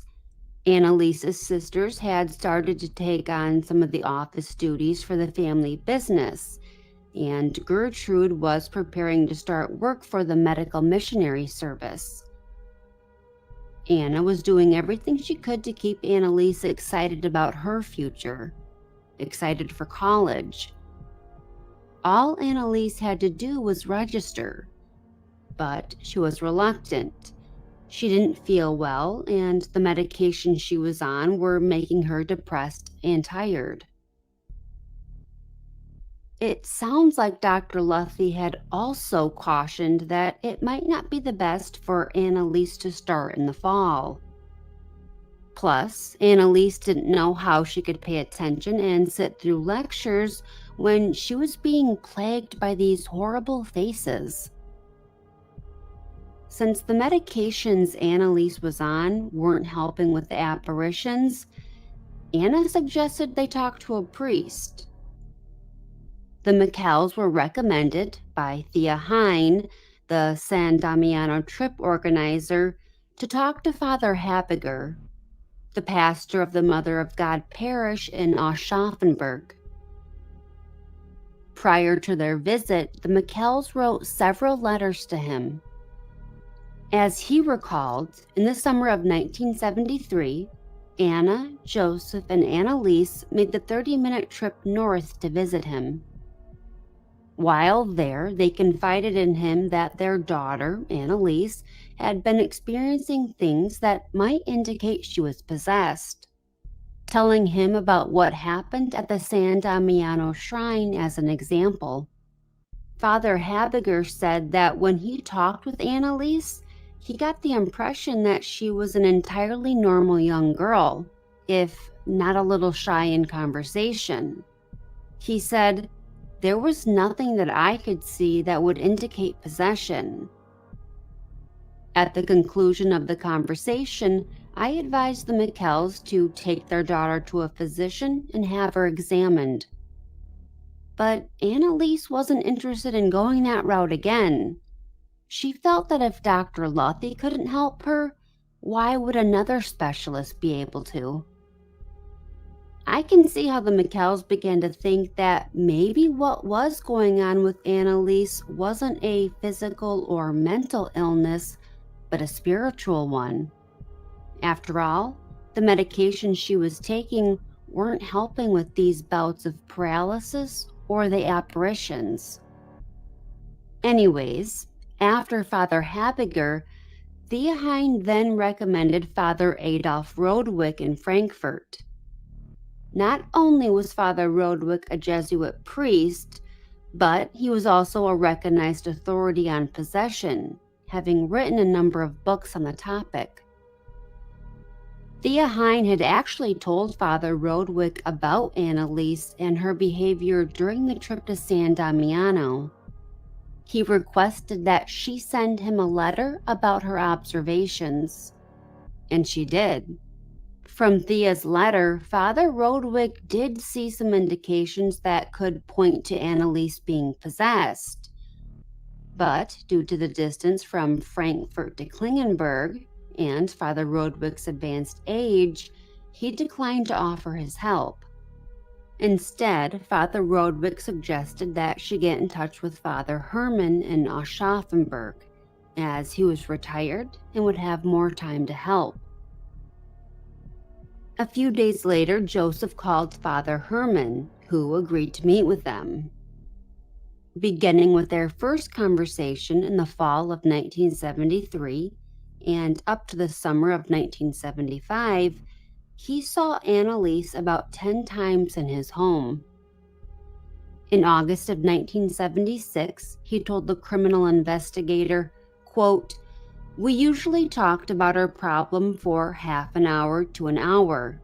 She was a nice young girl, obviously from a deeply religious home. She complained that she was no longer herself. I am not my own ego anymore.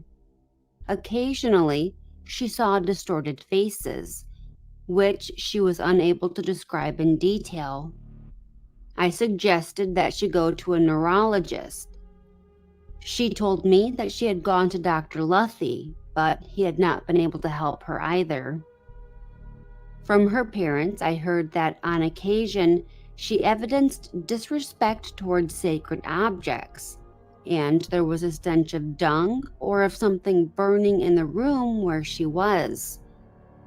However, these symptoms never occurred in my apartment, although quite frequently I said the rosary with her. During such instances, she always behaved calmly and with piety and showed no such behavior. There was also another priest who was interested in Annelise's situation, Father Roth. On a number of occasions, he had spoken about Annelise with his friend, Father Alt, and the two of them were interested in getting involved. Now, Father Roth and Father Alt's first encounter with Annelise was quite different to Father Habiger's.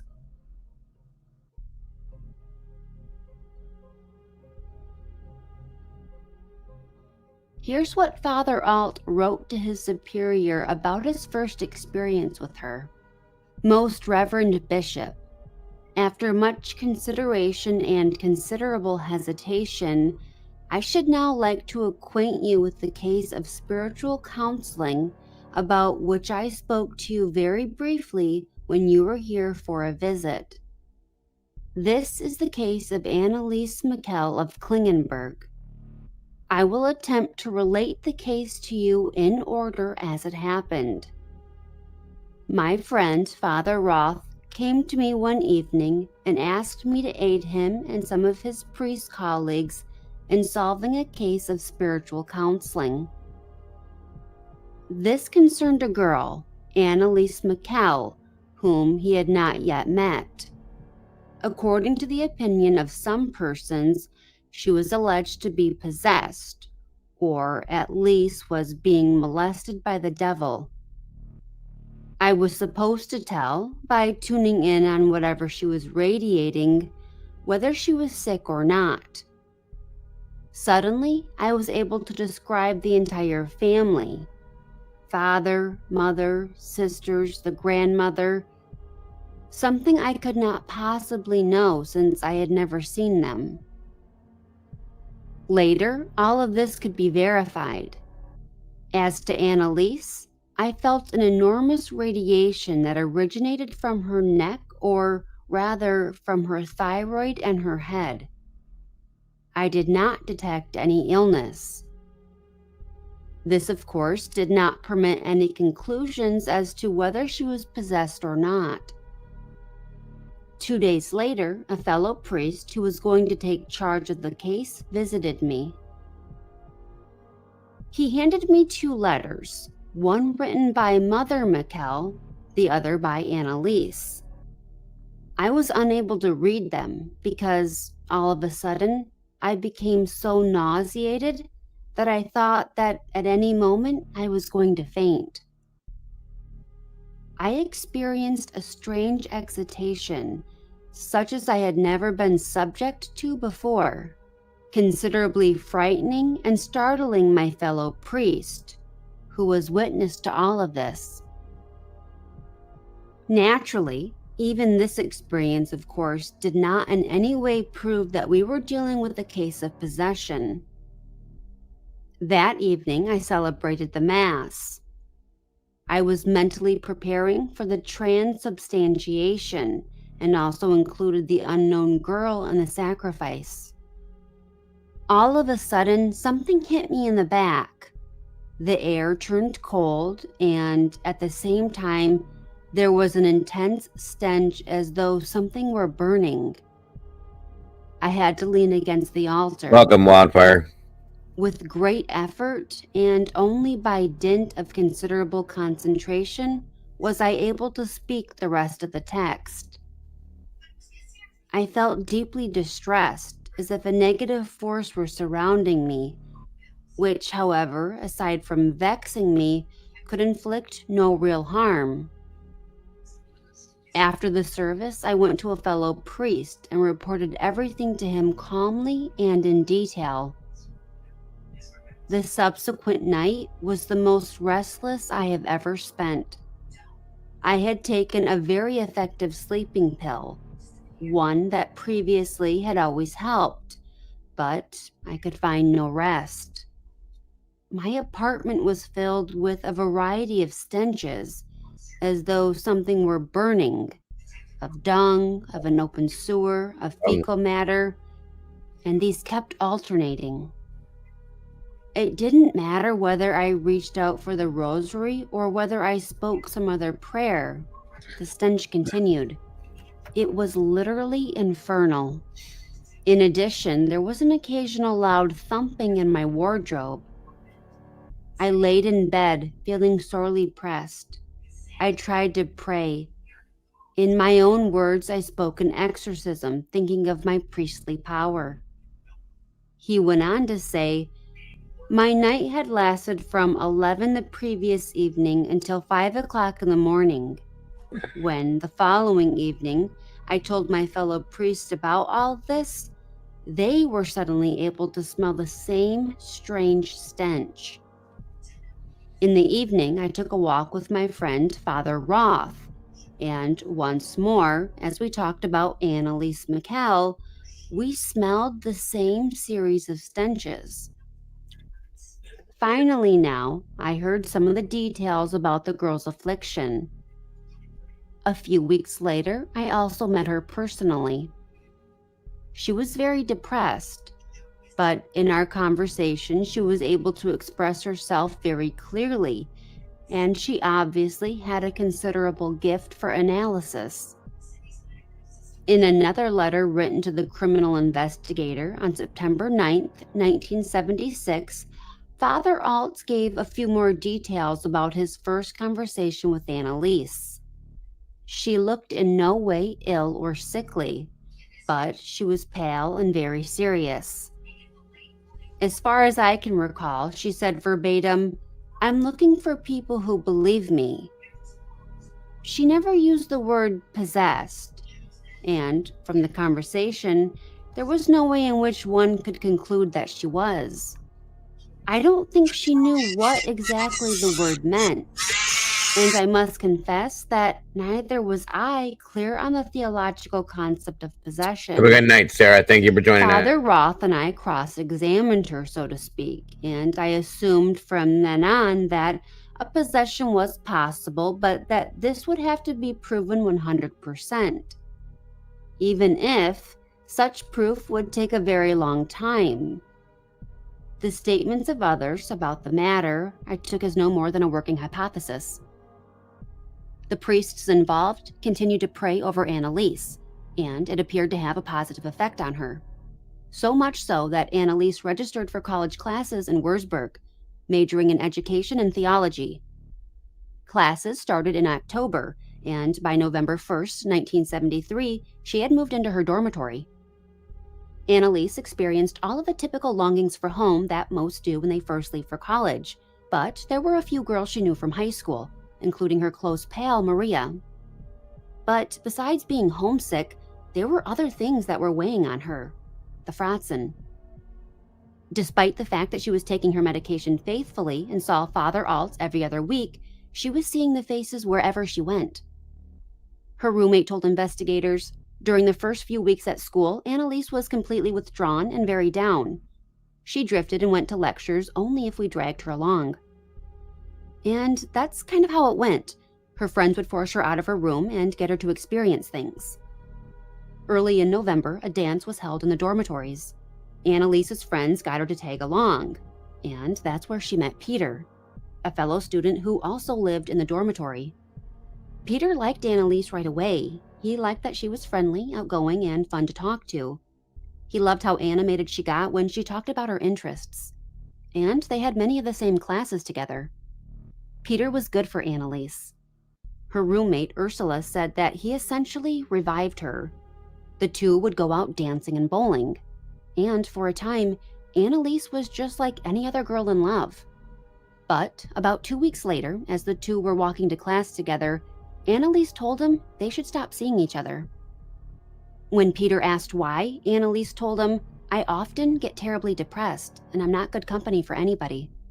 Peter told her that everybody gets depressed, but Annelise told him that with her, it was different. It lasts, saying, "Believe me, you'll save yourself a lot of grief if you don't come to see me anymore." Still, Peter stuck around, even after Annelise insisted that she couldn't feel love or emotions, that she was essentially numb, and it wasn't fair to Peter. In Peter's eyes, this could all be fixed, and he often tried to get to the root of Annelise's depression, asking her if she had friends that put her down, made her believe she was worthless. Was it her parents? Perhaps she was just overly worried about doing well in college. Annelise shook her head over each question. "Well, let's keep talking," he would say. "It's good to have someone to talk to when you're depressed." On November 27th, Annelise had her first interview with Dr. Lenner. Dr. Lenner's notes list the complaints she had at the time.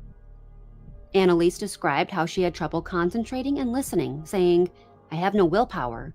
I simply float around and don't know what I want." She also talked about Peter, saying that he was nice and that she would like him as a boyfriend, but it wouldn't be right since she couldn't feel anything. She did not, however, mention the scary faces that she was seeing. Dr. Lenner was able to get more out of Annelise than Dr. Luffy was. Because Dr. Lenner had been trained in Freudian psychoanalytic theory, he asked a lot of questions about her life and her relationships. Dr. Lenner believed that Annelise was your typical case of neurosis that had been in the making for years. He concluded that it was caused by a father who didn't understand her, and a mother she hated since she never allowed Annelise to go out or date. And as for the seizures, even though there weren't many, he thought it could be epilepsy, and recommended that Annelise be examined at the University Neurological Clinic. The following day, on November 28th, Annelise went to the neurological clinic for an EEG. This one would be done while she was asleep. Dr. Irmgard Schleip, the academic director of the clinic, reported that she found epileptic patterns, a discharge of a locus in the left temporal region. In her letter to the state attorney dated July 7, 1976, she stated, "On the basis of the patient's history, the description of the seizures, and the EEG finding, we had to assume diagnostically that we were dealing with the disease of seizures, that is, epilepsy." During this visit, Annelise told Dr. Schleip that she was homesick, depressed, experiencing nauseating smells, and was worried about not being able to love her boyfriend. Again, she did not mention seeing faces. Dr. Schleip interpreted these things as a product of the epileptic patterns in Annelise's brain. Dr. Schleip took Annelise off Dilantin, since it hadn't worked in completely suppressing the epilepsy-like activity in her brain, and switched her over to Tegretol, a much stronger medication with more dangerous side effects. Annelise left that appointment feeling confused and unsure. Both doctors came to vastly different conclusions. Dr. Lenner believed her problems were psychological. Dr. Schleip believed there was something wrong in her brain. But who was right? Through all the ups and downs, Peter was there for Annelise. He was understanding of her depression and accepting of her moods. He even started attending church with her. It was towards the end of December she finally let him in on everything she was experiencing, including the terrible smells, horrifying faces, and her loss of free will. During her December 11th appointment with Dr. Lenner, Annelise reported that she did feel better since being switched to Tegretol, something she also told Dr. Schleip on December 17th. This was positive news. Annelise was back to playing tennis, and even started playing the piano again. However, what she told the doctors next was interesting. She said, "This is no longer a depression, this is a condition." And when questioned about her difficulties in communicating with her friends and fellow students, she said very matter-of-factly, "They live on a different plane of consciousness than I do." In January, she again saw both Dr. Schleip and Dr. Lenner. Although Annelise reported having headaches, she said she was able to tolerate others better, she was experiencing joy, and she had an easier time relaxing. However, Dr. Lenner was concerned that Annelise was becoming too dependent on Peter and suggested group therapy so she could branch out and hear from others. Annelise went once but didn't care for or relate to the things they discussed. In March, Annelise called Father Alt, asking to schedule a meeting with him, saying that things were getting pretty bad again. The faces were still showing up, and now she found it difficult to pray. She also told Father Alt that when she went to confession, something was holding her back from admitting things. She felt like she was being oppressed by some outside force. Father Alt agreed to see Annelise, and Peter drove her to Edelben. As soon as Father Alt prayed with her, there was a noticeable improvement in Annelise's demeanor.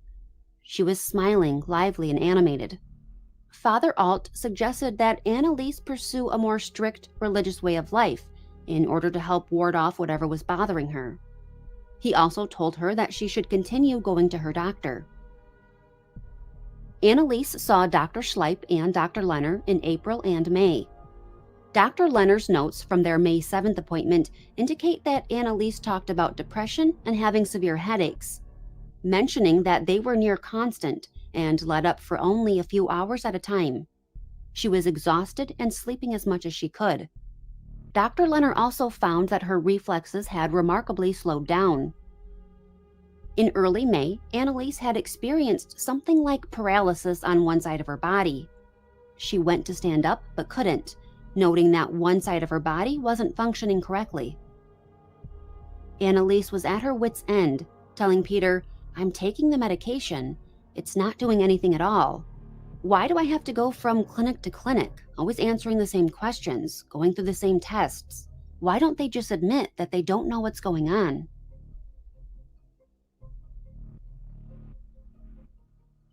When Dr. Schleip performed another EEG on Annelise, she noted that it was much improved. But there still seemed to be some indication of a locus of brain damage in Annelise's left temporal region.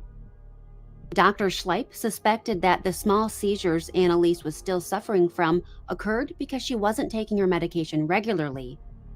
But it's hard to know if this is true or not, and Annelise always maintained that she was taking it. Father Alt occasionally consulted 4 other priests in Aschaffenburg about Annelise: Father Roth, Father Hermann, and Father Habiger. Did she have schizophrenia? Was she suffering from hysteria, epilepsy? And what about the evil faces? They didn't believe it was hysteria or schizophrenia, as many of them had spent time in mental institutions. Doctors weren't 100% sure she had epilepsy, and her EEGs weren't conclusive. As far as true demonic possession goes, at that point, they didn't believe she was possessed. But on September 17th, 1974, Annelise and her father paid a visit to Father Alt. In a letter to his bishop, Father Alt describes the details of this visit. She came with her father and was in bad condition. She was depressed, her glance unsteady, restless from the inside, as it were, with poor muscle control. I asked her father to let me talk privately to her and then gave her the solemn priestly blessing. A heavy load lifted off of her. I prayed with her. She felt even better. The strongly dilated pupils of her eyes contracted. During the conversation, which lasted 20 minutes, I kept repeating the solemn priestly blessing and the prayer. Each time I did that, she felt progressively better. Finally, she said that everything was all right again. Afterwards, her father observed with consternation that his daughter had changed radically. At the end of this letter, Father Alt declared that Annelise was indeed suffering from demonic attack, brought on by her fragile physical health. Father Alt was clear that the attack was not brought on by any moral misdoing on Annelise's part. Therefore, he was asking that the bishop give permission for the solemn exorcism to be spoken over her at a time of crisis, like when she was being bothered. Father Alt believed that this would free Annelise. Now, there are two forms of exorcism. There's the simple or minor form, and then there's the solemn or major exorcism, which is a rite that can only be performed by a bishop or a priest. Father Alt also asked that the exorcism be done in secret in order to prevent religious sensation. But the bishop wasn't convinced. He denied Father Alt's request to recite the solemn prayer of exorcism over Annelise, and instructed him to continue observing the case. Following Father Alt's advice, Annelise became more involved with church and religious activities. She saw Dr. Schleip for checkups, but stopped seeing Dr. Leonard altogether. It wasn't until she was given her own dorm room that she really began to isolate herself, believing that her friends wouldn't understand the changes she was making in her life. Ursula told the court investigator, "We continued living on the same floor, but from that point on, it was no longer possible for us to establish close contact with her. She became very uncommunicative and literally segregated herself from us." They didn't know why Annelise was doing this, but secretly wondered if Peter was behind it. Maybe he didn't want her spending any time with them. But Peter had nothing to do with it. Annelise even started pushing him away. She found a new group of friends that had ultra-conservative religious views. She became especially close to a girl she took theology courses with named Anna Leipert. Not long after, Annelise, Anna, and another girl named Maria Klug formed a prayer group. They regularly met in Annelise's room to pray and talk about religious topics. In January, Dr. Schleip noted that, once again, there were no signs for an elevated tendency towards seizures to be detected in the EEG, though she kept Annelise on Tegretol. Things were generally looking up. Annelise felt more free than she had before.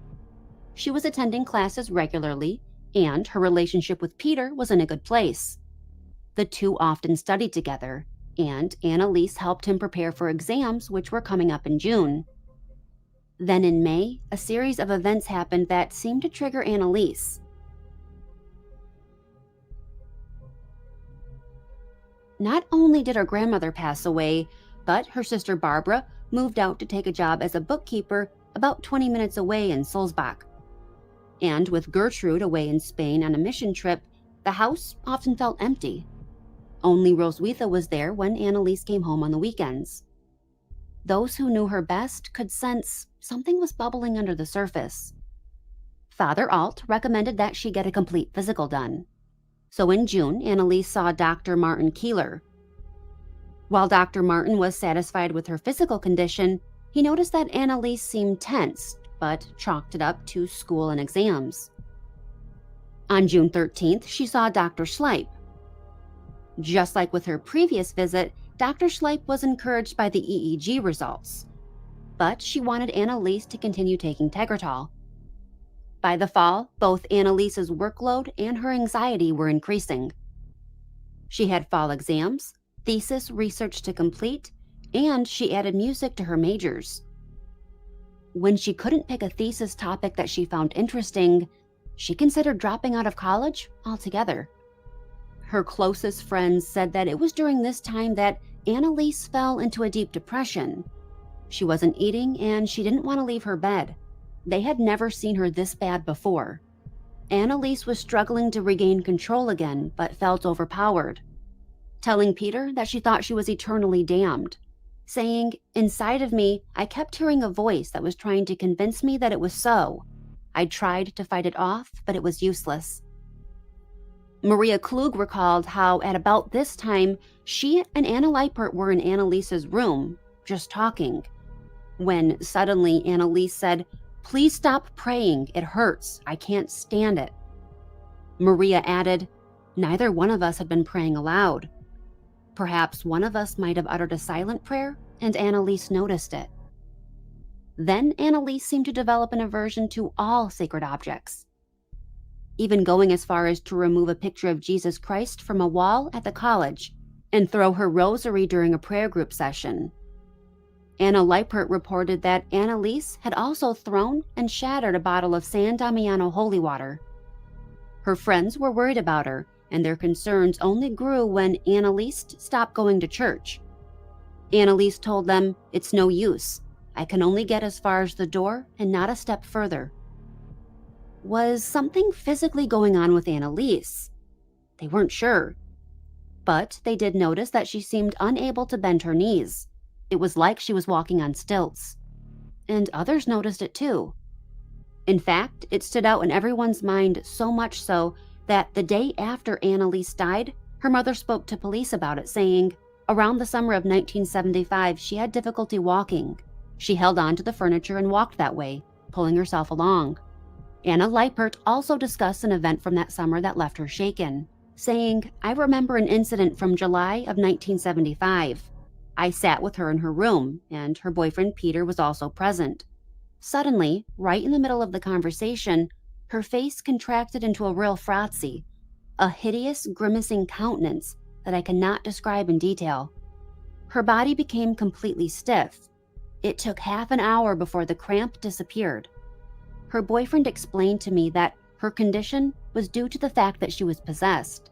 I, too, thought that it must be a possession, for her grimace was so demonic that I could think of nothing else."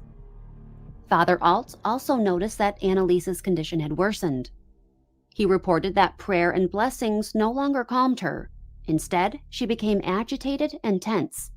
She did, however, continue seeking help from him. Towards the end of June, she called him from her dorm, distressed. Annelise begged him to come to Wurzburg, saying, "It's terrible, I can't control myself. I want Peter or the girls around, but all of a sudden, I throw things at them. Please, I need help." He promised to come the following Tuesday, July 1st. In his statement to the state attorney, Father Alt recounted, "When I arrived, she opened the door.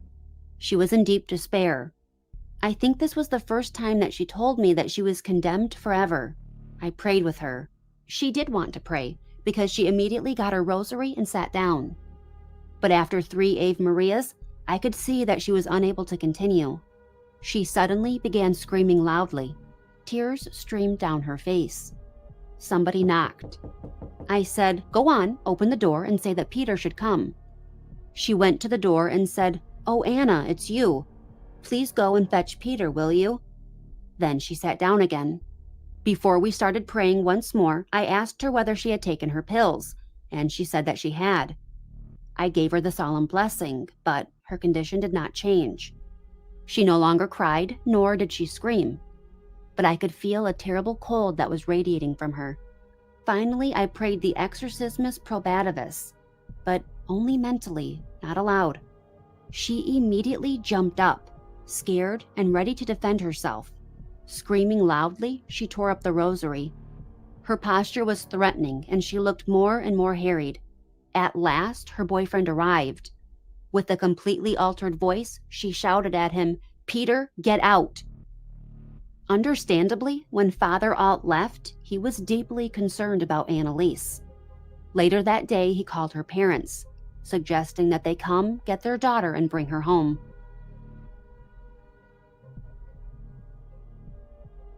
After her visit with Father Alt, Annelise laid in bed, stiff and unresponsive.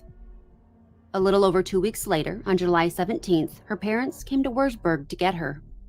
Their first stop was to Dr. Schleip. They wanted to hear firsthand from her about what she thought was causing Annelise's illness. Dr. Schleip told them that there was some indication of an epileptic focus in her left temporal lobe. From Dr. Schleip's statement under oath at the trial, it suggests that she believed Anna and Joseph wanted to ask her if it were possible that demonic possession could be the cause of their daughter's suffering. They asked about her religious views, but didn't ask any more questions after. Back at home in Klingenberg, there was very little improvement. And while Annelise started eating again, she continued to experience stiff legs and could no longer pray. With Annelise back at home, it was suggested that the Michels contact Father Roth for help, since Father Alt was now further away. 2 calls would be made to Father Roth from Annelise's father. At first, the priest was hesitant to get involved. and he certainly didn't want to make things worse. But when Father Roth heard the terrifying guttural screams coming from Annelise over the phone, he knew he had to see things for himself. Thea Hine, the woman who coordinated the trip to San Damiano, was also there. Here's what Father Roth had to say. Mr. Michel received me and took me immediately to the living room. It was filled with a horrible stench of something burning and of dung that penetrated everything. Mr. Michel expressly called my attention to it and told me that Annelise had been in the room just before.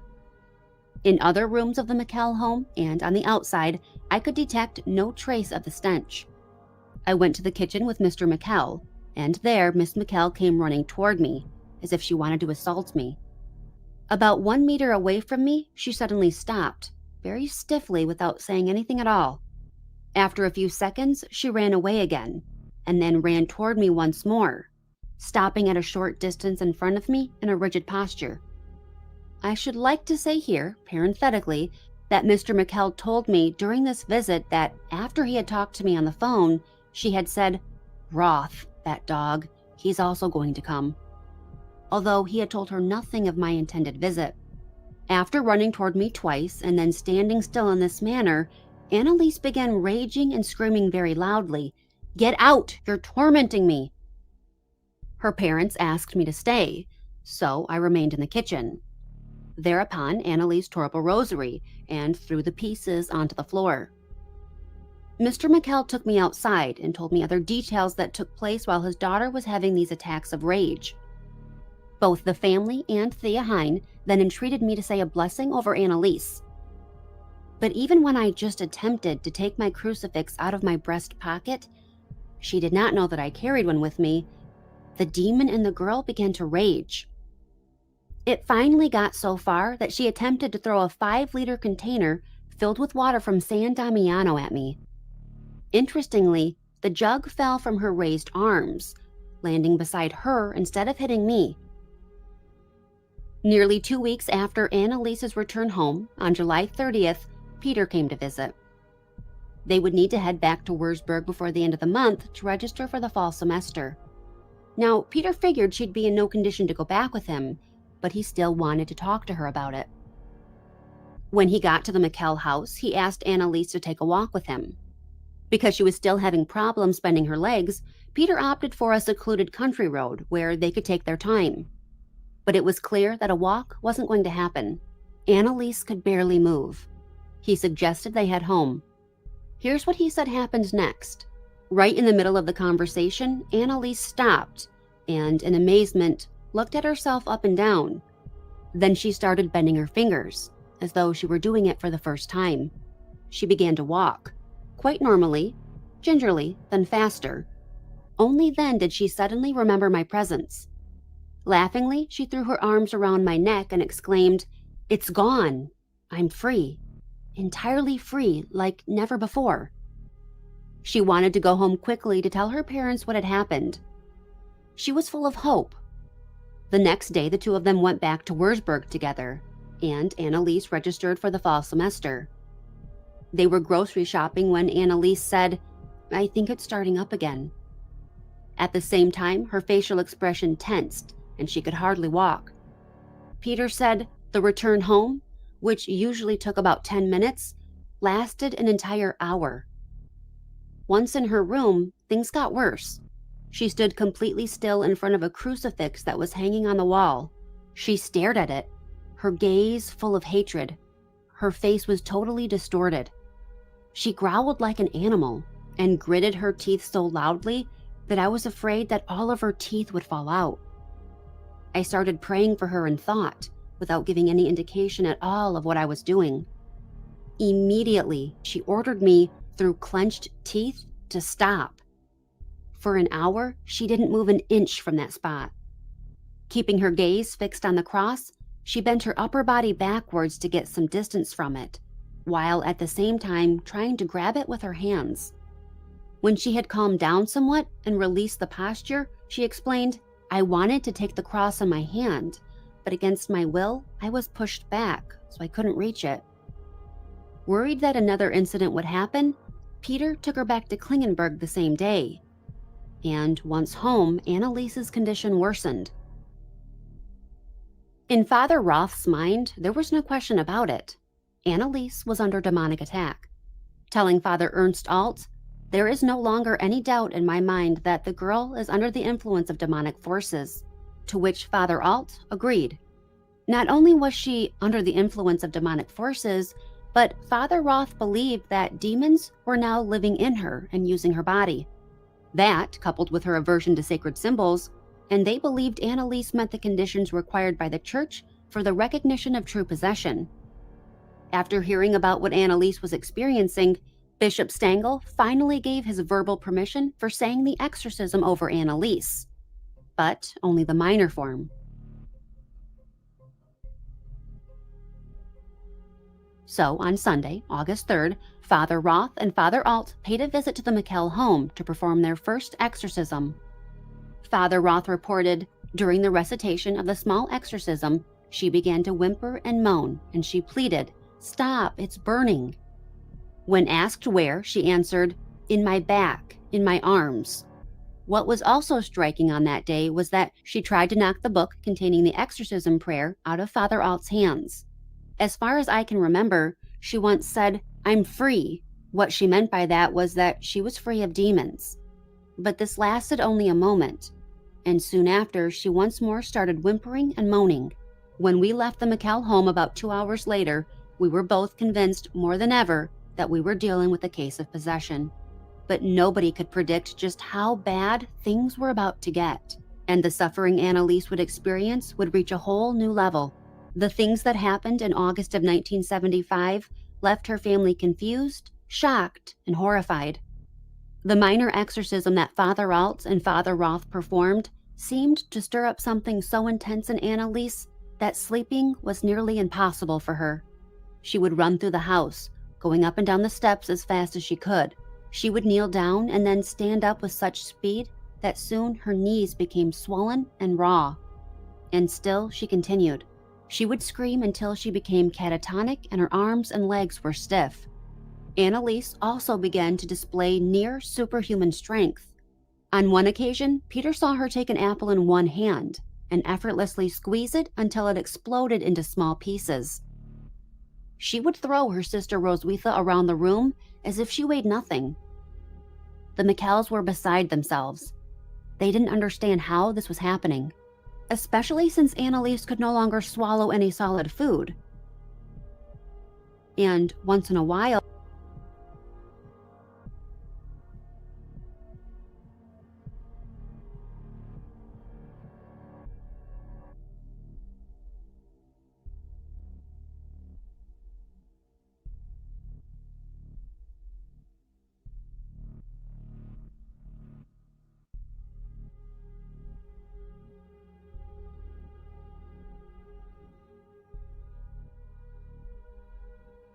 she could take liquids. Where was this strength coming from? She began to compulsively perform squats, sometimes up to 400 a day. At one point, her knees gave out, and she crawled under the kitchen table and barked like a dog for 2 days straight. Soon, breathing became hard for her. In desperation, she would press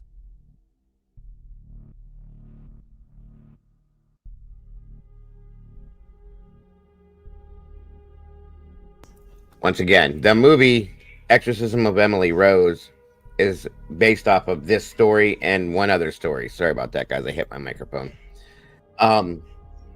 The original movie, The Exorcist, that you guys were asking about, is based actually off of a little boy. Different story altogether. But this one here was a true story. This did happen, and that's where the movie Exorcism of Emily Rose came from. Was from this. Sorry about that, guys. Her face to the floor, flatten her nose, and then rise and gulp air. Nothing her mother or father did seemed to help. Annelise's body began radiating heat. It was unrelenting, and so bad that she'd do anything she could to cool down, including roll around in the black dust of the coal cellar, soak herself in icy water, and even stick her head in the toilet. She would tear the clothes off her body and race through the house naked. And because her bed was too warm, she insisted on sleeping in the attic. Roswitha kept her company. But there was no sleep for either of them. Annelise spent the nights screaming and running around. And things got even worse. Annelise began to eat and drink non-food items like flies, spiders, and coal. She even bit the head off a dead bird. She would urinate on the kitchen floor and then lick it up. There were occasions where she was found chewing on urine-soaked underwear. She began biting and punching anyone who got too close. She ripped holy pictures off the wall, tore rosaries apart, and dumped out holy water. She even attacked the priests who came to pray with her. She would later say that enduring exorcisms felt like putting her hand in a wasp's nest. It wasn't just Annelise that was different. Even the atmosphere at the Michel house had changed. The family reported seeing swarms of flies that appeared and then just as suddenly disappeared. Annelise talked about seeing dead loved ones. On a number of occasions, she told Peter that her grandmother and little sister Martha came to visit and comfort her. There seemed to be no end to Annelise's uncontrollable frenzy. Her parents, sister, and Peter took turns alternating in 2-hour shifts to watch over her, although there was little they could do to prevent her from harming herself. Exhausted and weary, the family knew they needed help. Things couldn't go on like this. Pastor Habiger suggested that they take Annelise to a psychiatrist or clinic, but they had already been through that a number of times. Pastor Habiger suggested that they take Annelise to... Since Father Alt was on vacation, Father Rodwick decided that he would like to see Annelise for himself and came in early September. Here's what he had to say about his visit. When I entered the house, Annelise Michel lay, fully dressed, on the floor of the kitchen and could obviously not be addressed. I am of the opinion that she was in a typical hypnotic state, in a kind of deep sleep. I should like to remark that such a state is a symptom of possession. Well, thank you so very much, Sherry. God bless. That's awesome. Let me check something real quick. Maybe. Let's see. Stormy gifted 5 memberships. It looks like YouTube Inspector Gadget got one. Heather Mosser, Jane Bosch, Cooks a Lot, Dark Angel MGA. All 5 of you guys, congratulations so very much and welcome to the sauce. That was so awesome of you, Sherry. Thank you and God bless. Very generous. And Tommy Jude, what's happening, brother? Good to see you. Hope you're doing good. And I hope you're feeling better. Thank you so much for joining us tonight, bro. Good to see you. Good to have you here. I hope everything's going well for you. I heard some bad news, and hopefully things are getting better for you, bro. Been worried about you, truly, but thank you for joining us tonight, brother. Great to see you. I designate it as a crisis condition. First, I went to the living room with Thank their you parents so much and again. had them God report to bless. me about the condition of their daughter. Then I directed them to bring Annelise into the room and make her sit on the sofa. Her father let her in and held her by the hand because she tried to hit her parents. She did not look emaciated. I sat down beside her and held her hands.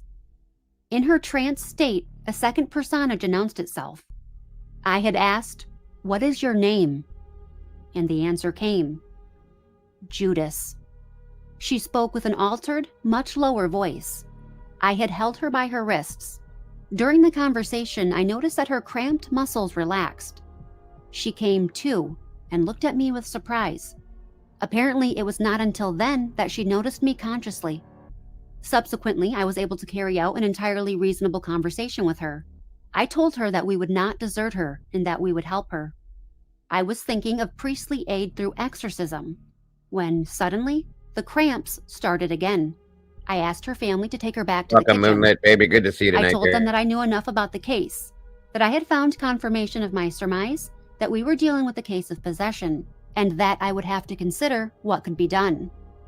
When I left the house, Annelise came out of the kitchen and slapped my cheek.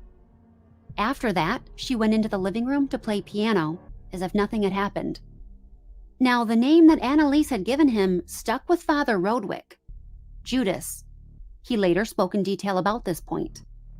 The last question remaining is the one concerning the devil that has taken possession of her. Asked several times, Annelise always gave the name Judas. He is well known from the history of possession, tempting his victims into stealing the consecrated wafer you get at communion by preventing them from swallowing it. With Annelise, we find something of that sort. She said herself that she once went to communion but couldn't swallow the host, or wafer, and therefore let it dissolve in her mouth. This would indicate the influence of a demon, Judas. There is also something else: her sudden tendency to kiss. The important matter in this case is her facial expression. This is in no way the expression of a girl who wants to kiss someone. Rather, her face betrays hostility, as we often see it portrayed on pictures of the Judas kiss. This fact would fit here. The conclusion then is that Annelise is possessed, her principal demon being a Judas. No worries, brother. This formulation allows the conjecture that there might also still be some subsidiary demons. When asked by a priest about this, Annelise indicated by a slight nod of her head that this was indeed correct. What else needs to be discussed? To date, the demons have not spoken from Annelise's mouth, but have behaved as mute demons. If the situation remains that way, then it will hardly be possible to clarify the case. The Rituale Romanum rules that the demons need to speak from the mouth of those possessed. Hell yeah, bro. And it demands that certain questions be asked of them, which they must answer truthfully. Interestingly enough, while Father Rodwick returned home and began composing his official arguments for why he believed Annelise was possessed, back in Klingenberg, it appeared that Annelise was returning to normal. The first indication her family had of this was that she started eating again. When Annelise could later express herself, she told Peter that she had wanted to eat, but quote-unquote wasn't allowed to. In fact, she described just how hard it was for her to smell and be around food because she was always hungry. Even hearing the clinking of spoons and forks was tortuous. If Annelise tried to eat, she said she was either physically unable to open her mouth or she couldn't swallow anything. But now Annelise was eating regularly, and things began to return to normal. For a moment, the Michels were able to breathe a sigh of relief. But given Annelise's history, they knew there was no guarantee that she was in the clear. Even Annelise worried about another attack. She wanted more than anything for the bishop to give his permission for the solemn exorcism, believing that would fix what was going on with her. By mid-September, Father Alt, Father Rodwick, Father Habiger, and Father Roth had met to discuss Annelise. Father Rodwick read them his official opinion, saying that, given his experience, he believed this was a classic case of possession. They all agreed that the bishop should be approached about performing a solemn exorcism. They just needed to find the right priest to carry out the rite.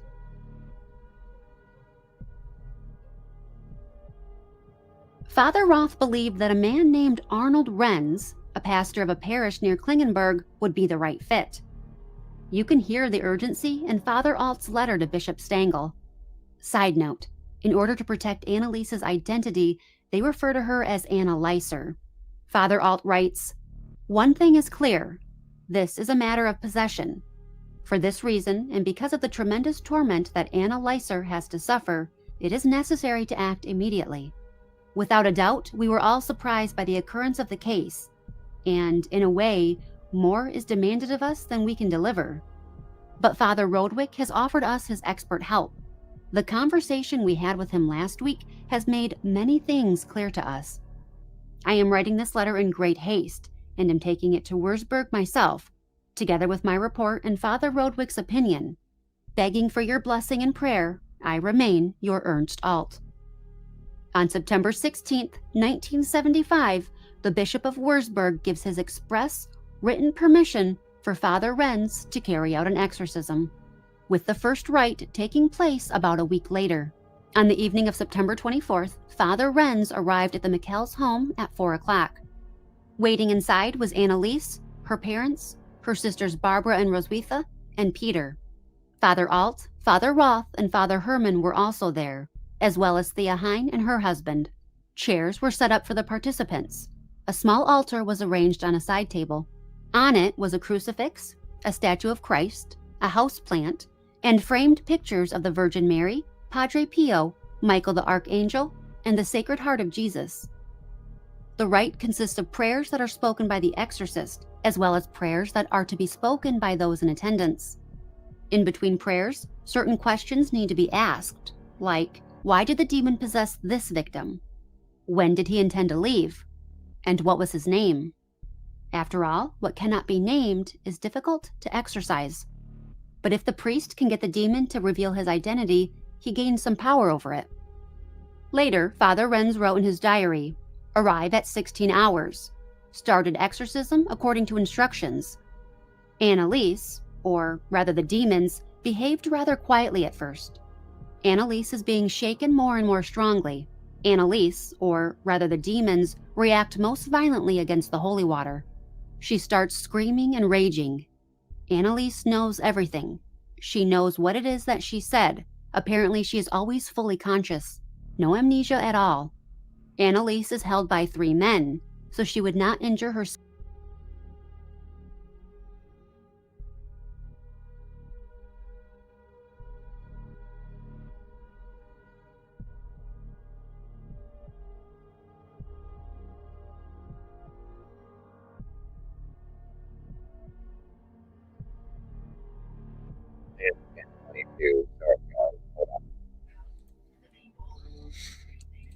Irritates the shit out of me when that happens. I wasn't even paying attention. I was so wrapped up in this. Hang on. And it really did take it back to the beginning. You son of a blah, blah, blah. Hold on. 75. Mother of God. You will and all night on the floor, unable to sleep and unable to get up. And that's exactly how Mechthild found her in the morning. Helping her friend up, Mechthild told her that she'd see her at noon so they could have lunch together. But when she came back, Trying to remember where this was. Damn it.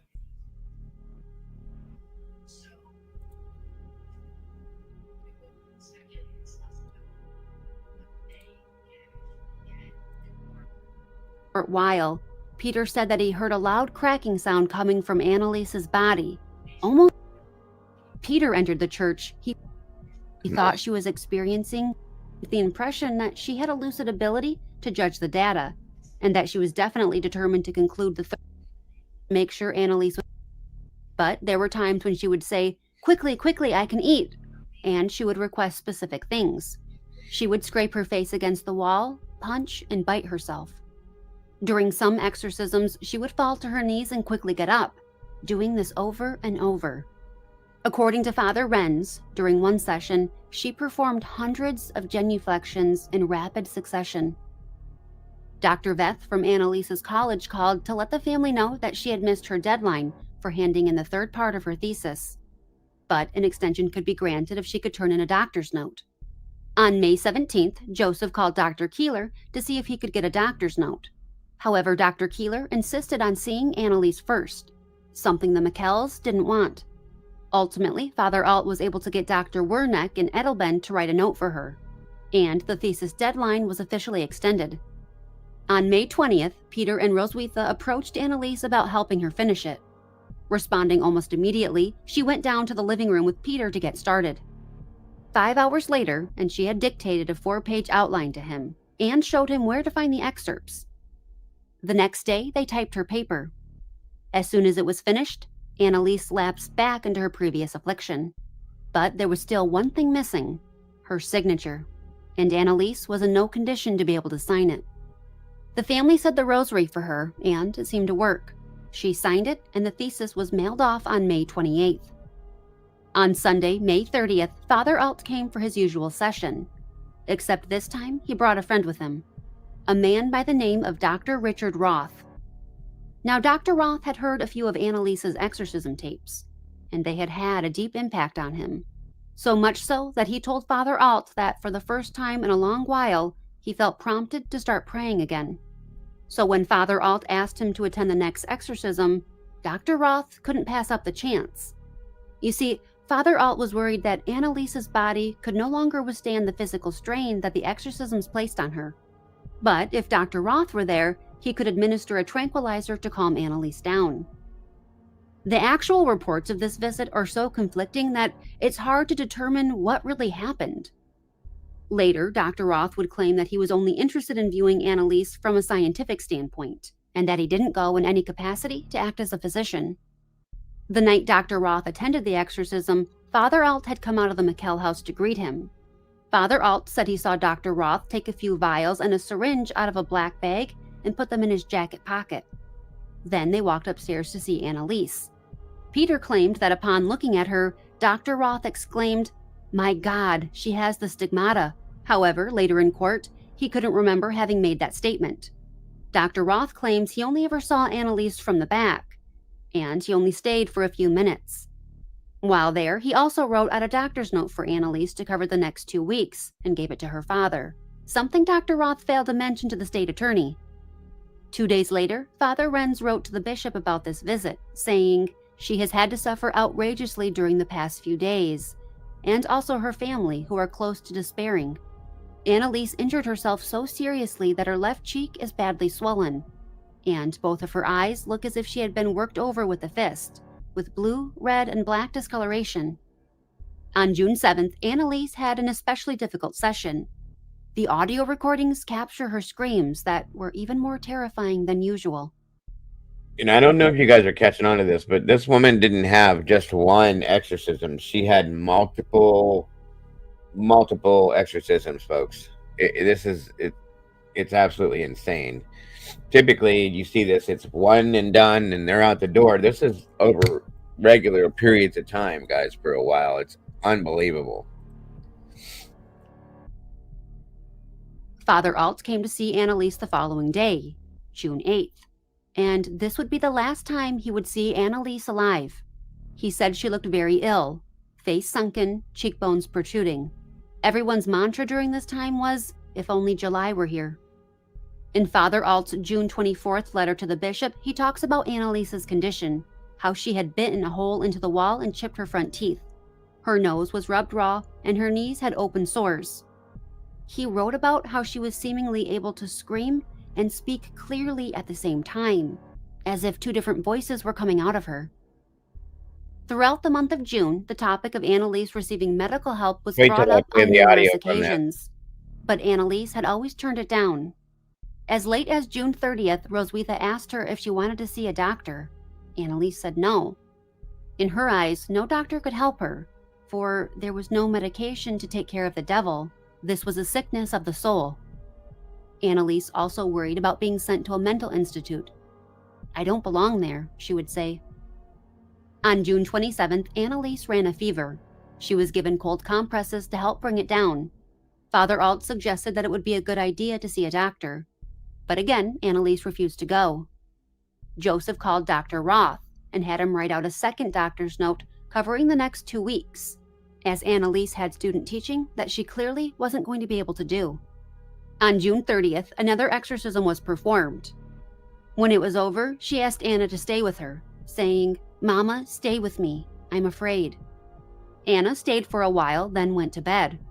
It was after midnight when Annelise began throwing herself around and screaming. Joseph commanded the demons to leave, as it was officially July 1st, and they were obligated to go. In his statement to the police, Joseph said, "Annelise turned over on her right side and quietly went to sleep. She was quiet all night. Next morning, about 7 o'clock, I went to the door of her room. She lay in bed and didn't move. I assumed that she was asleep. I went over to the building site. At 8, my wife called me to tell me that Annelise had died." The second call Anna made was to Father Alt. From there, Father Alt called Dr. Roth, who immediately drove to Klingenberg and arrived there early in the afternoon. Upon inspecting Annelise, he believed her death had occurred about 6 hours earlier. He wanted to write out a death certificate, but didn't have the proper forms on him. So he called Dr. Keeler, who advised him not to issue one. Dr. Keeler, being the family physician, went and inspected Annelise's body. He then wrote out the necessary document, but stated the cause of death was not due to natural causes. A post-mortem examination was carried out. According to the pathologist, Annelise's death was caused by starvation. Possibly aggravated by her tremendous physical exertion, she had endured over the last few weeks. They found her inner organs healthy, including her brain, which showed no damage that could have caused epileptic seizures, not even on the microscopic level. They did, however, notice that her pupils were unusually dilated, and they were surprised she had no bed sores, something that was typically found in patients who had starved to death. In the wake of Annelise's death, there were 3 main camps: those who didn't believe she was possessed and thought that what had happened to her was medieval, those who believed she was possessed and that the demons had killed her, meaning evil won, and those who believed that Annelise chose to sacrifice herself, and the demons had to return to hell, meaning that good had triumphed over evil. On July 13th, 1977, Father Renz, Father Alt, and Annelise's parents were indicted. The charges against Bishop Stangl and Father Rodwick were dropped. Meanwhile, a nun by the name of Sister Dorothea had come forward saying that she was receiving messages from Annelise, and that Annelise had wanted to have her body exhumed in time for the trial, which was set to begin in March. Exhuming her body would show that she hadn't decomposed, thus proving that she did in fact die as a penance to benefit Germany, youth, and priests. This message was to be given to Father Renz, and he should see to it that the exhumation was to be carried out on February 25th. Anna and Joseph did apply for the exhumation permit, arguing that her body was buried in great haste, and they wanted to replace the thin-walled, inexpensive casket and transfer her to one made of oak and zinc. The date they requested was February 25th. News spread fast, and that Saturday, the 25th, a crowd gathered in Klingenberg. Here's what Father Renz had to say. Annelise's coffin was dug up. It had a dent on one side, but otherwise was in good condition. It was carried into the mortuary, so her body could be placed into her new coffin. The mayor came out of the mortuary and said to the Michels, "Not surprisingly, after a year and a half, Annelise is petrified. She looks terrible. I would suggest that you do not go in. Remembering Annelise from the past, you have a lovely image of her. Don't spoil it for yourselves." The Michels fell for it and did not go in. Then I was asked if I wanted to see Annelise. I immediately answered with an energetic yes, but at the door of the mortuary, I was turned away by the police and had to leave. Shortly thereafter, the new, closed coffin was carried out to the grave and was re-entered. There were conflicting reports that said Father Renz said yes, but then turned and walked away as if he had changed his mind. Other bystanders came forward saying that no cadaverous smell came from the mortuary. Instead, they could smell incense and roses. The gravediggers maintained that they had seen Annelise's face, and it was white as if it had been powdered.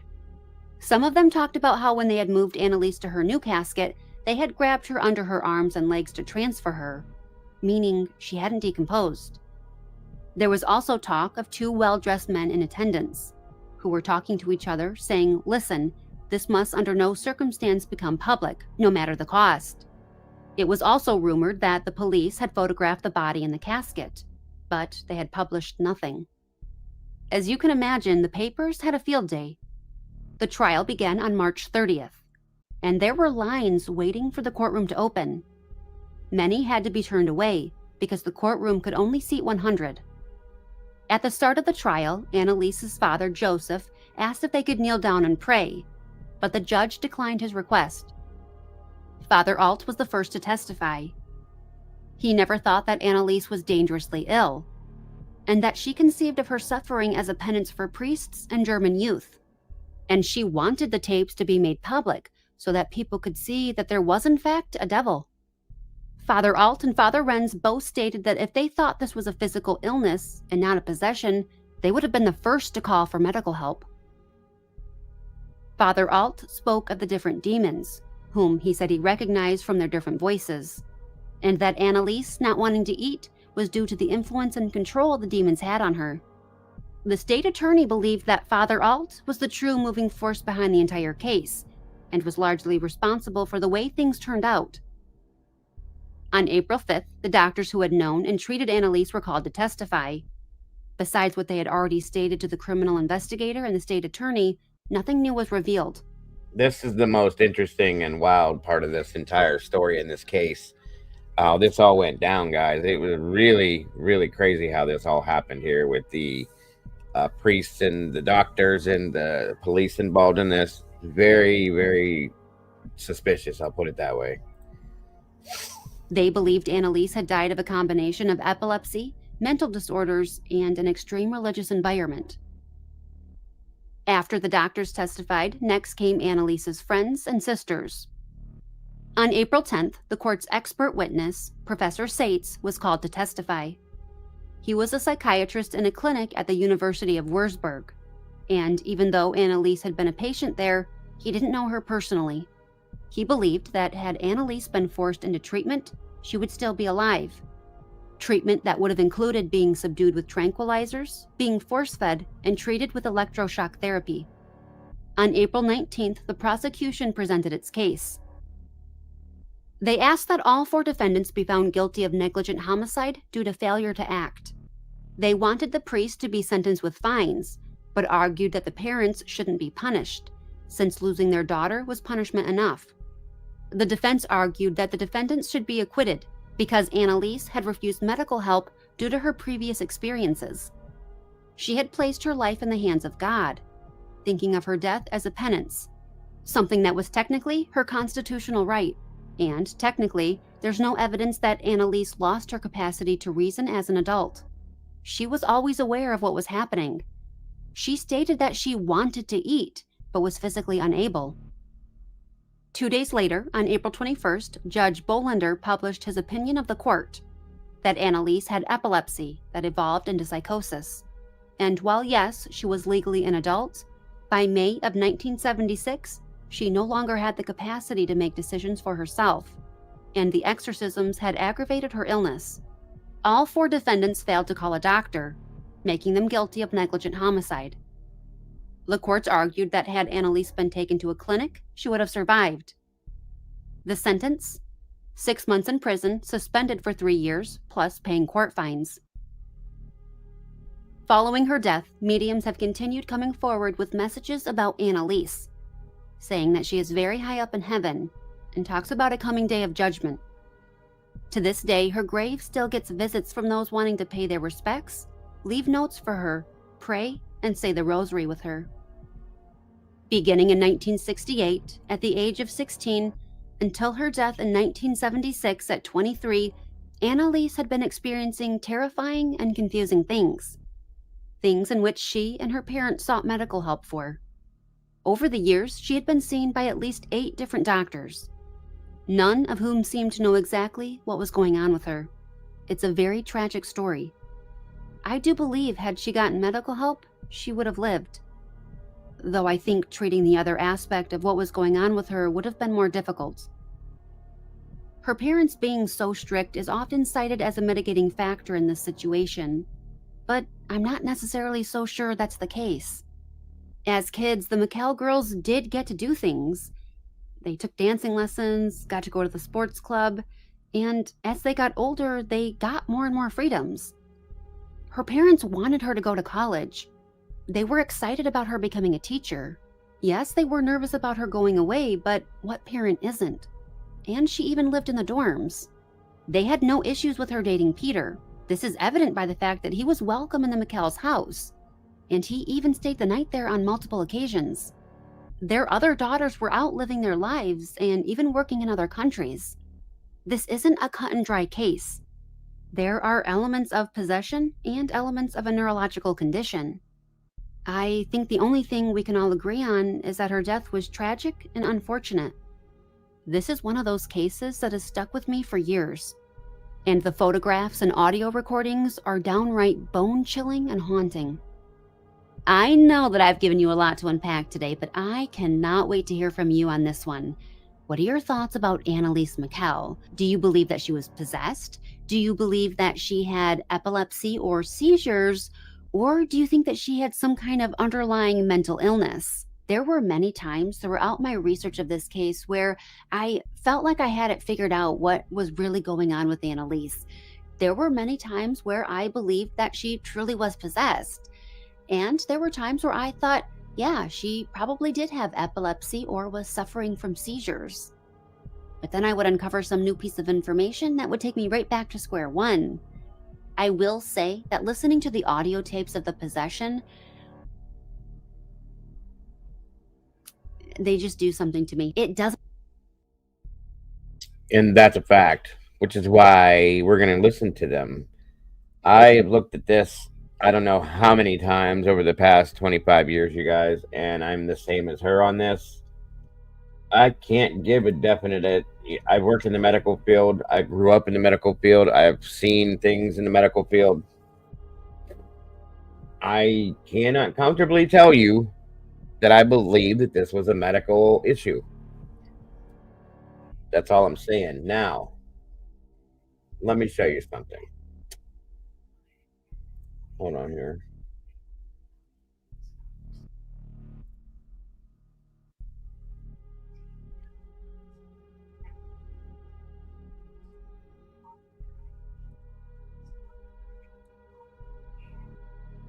I have a few different versions of this to show you. Some of this is real. Some of this has been changed. Some of it's been.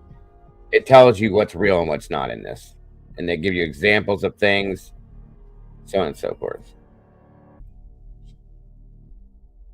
Hold on. Here we go. So before I do this,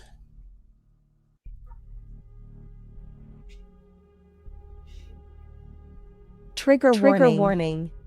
Content may include sensitive or violent content not suitable for all viewers. Feel free to step out if needed.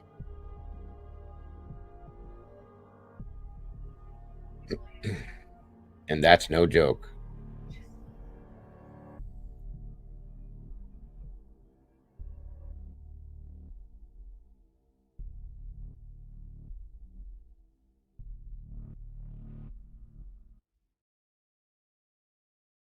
Aber die wenigste bin. Ja, und in der Kirche werden Herren Paare das ja für unmodern halten. Ja? Ja. Alle? Warum? Ja, warum? Weil... Kick me. Kick me die Deus.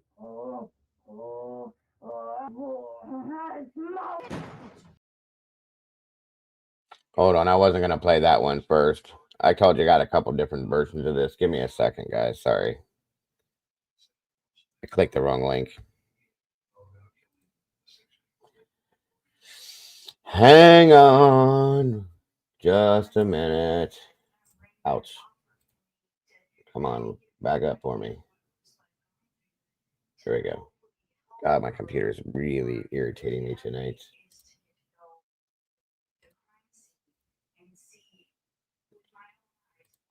Stupid. Okay, 1 second. Now that's the problem. That's why I played it, because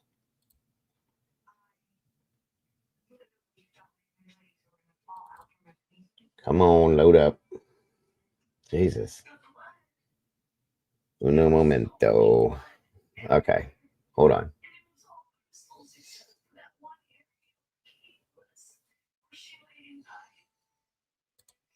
Here we go.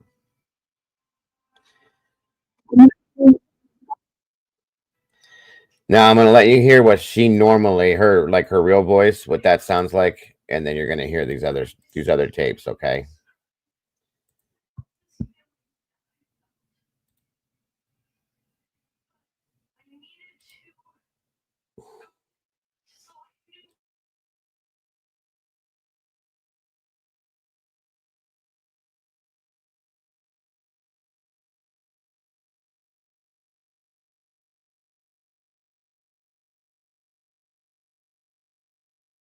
Bade. Ich hätte mir nie gedacht, dass das so grausam ist.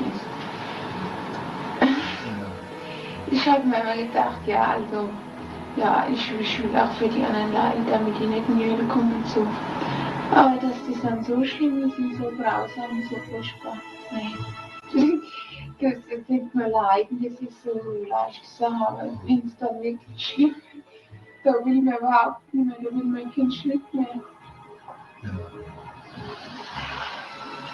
Von beiden sprechen, sondern es ja nicht sein müssen. Ja, stimmt. Also mein Pater, das kann man sich überhaupt nicht vorstellen, wie die in so Zwängen, so Zwänge können. So. Da hat mir wirklich, da hat mir gelacht. Ne? Immerhin hast du Paranormal das Verdienstete, dass du Bereitschaft, dass du bereit bist, das anzunehmen. Ach, da will man nur sehen, Vater. Ja, weißt du, das kann ich dann vorher, wenn du vorher Ja gesagt hast, nicht?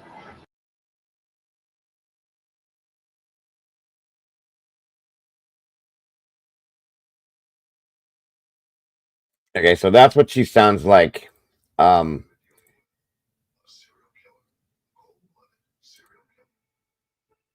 That's what she sounds like normally. Okay, this is not the audio, but what was going on in the video.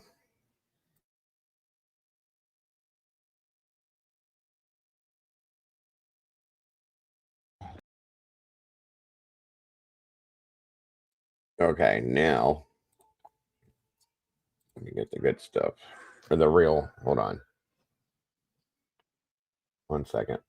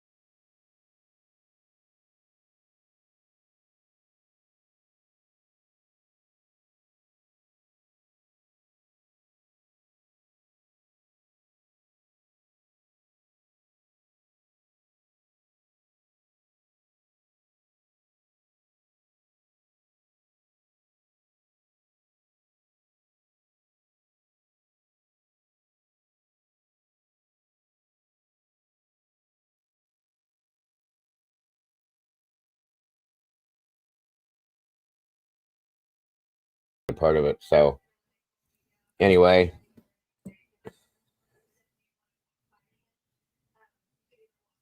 hold on.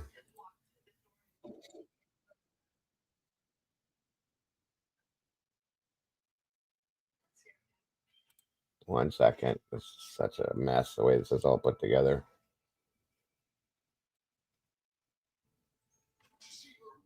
One second.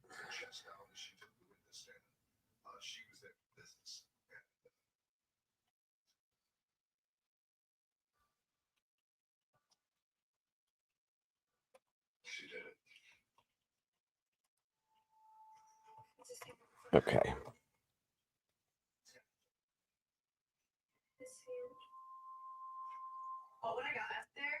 Here we go.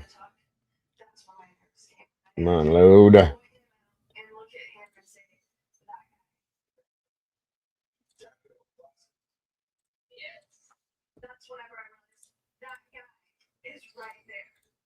All right. Oh, yeah, Phil. Let me know how the audio is, guys. Ja, ich will auch für die anderen leiden, damit die nicht in die Hölle kommen und so. Aber dass das dann so schlimm ist und so grausam und so furchtbar, nee. Das denkt man leiden, das ist so leicht zu sagen, aber wenn es dann wirklich schlimm wird, da will man überhaupt nicht mehr, da will mein Kind schlimm.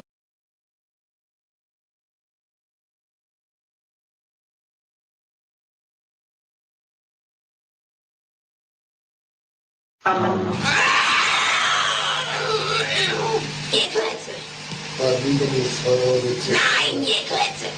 Und er mir Jeklitze! Oh, so gerne will er nicht, oh, ich gerne nicht, Sind wir schon 3? Wie? Was er soll schneiden?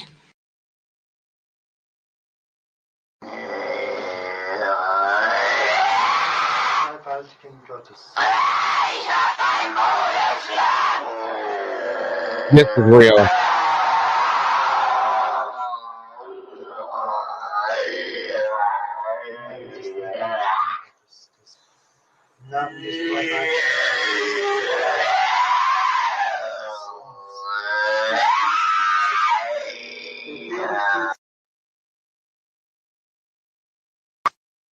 gibt's nie Ruhe.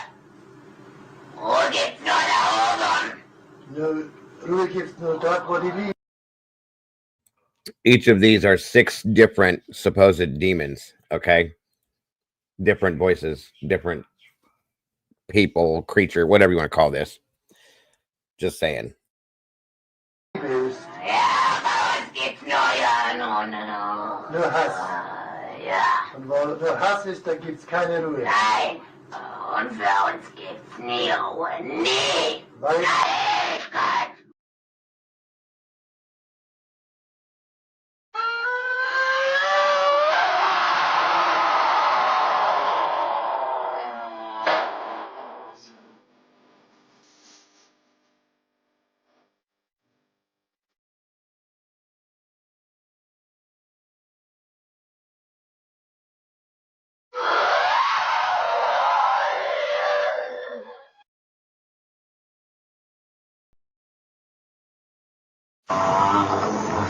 Die müssen in eigenen Seminaren ausgebildet werden, die dürfen nicht auf die anderen Universitäten. Kapiert? Klar. Da sonst noch etwas zu sagen. Oh, weil es ist, weil Der Teufel größere Macht.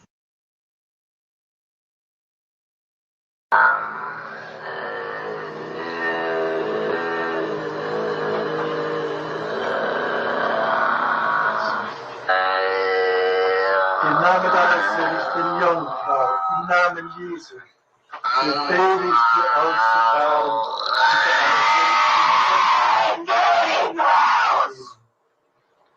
Im Namen des dreifaltigen Gottes, des Vaters, im Namen des dreifaltigen Geistes, befehle ich dir auszufahren und nicht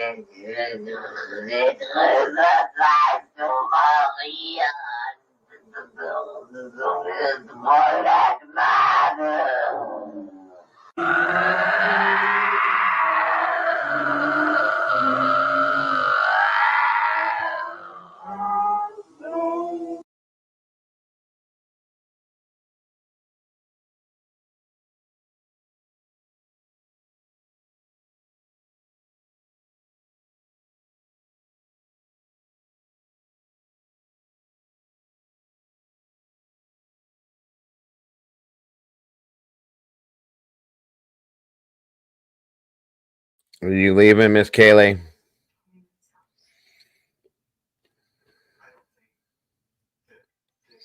If so, have a great night, Kaylee. Thanks for joining us. Okay, hold on.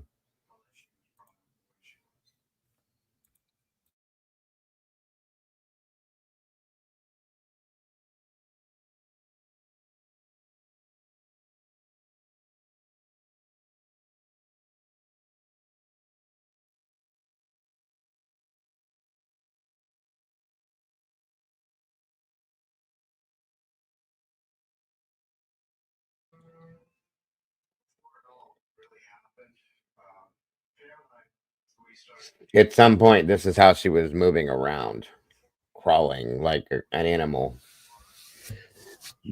Excuse me.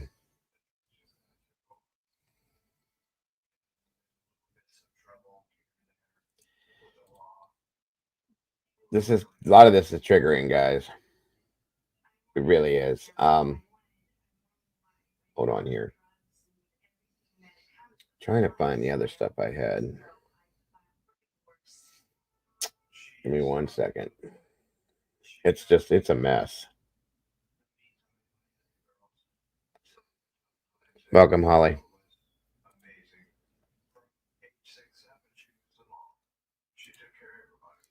Give me my downloads. All right, I'm gonna see if this will give me the English because I had a couple of versions of this.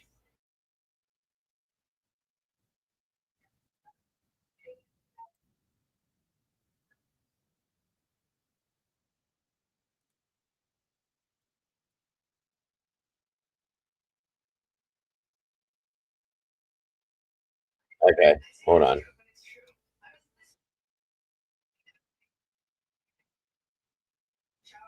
I got the English translation for these.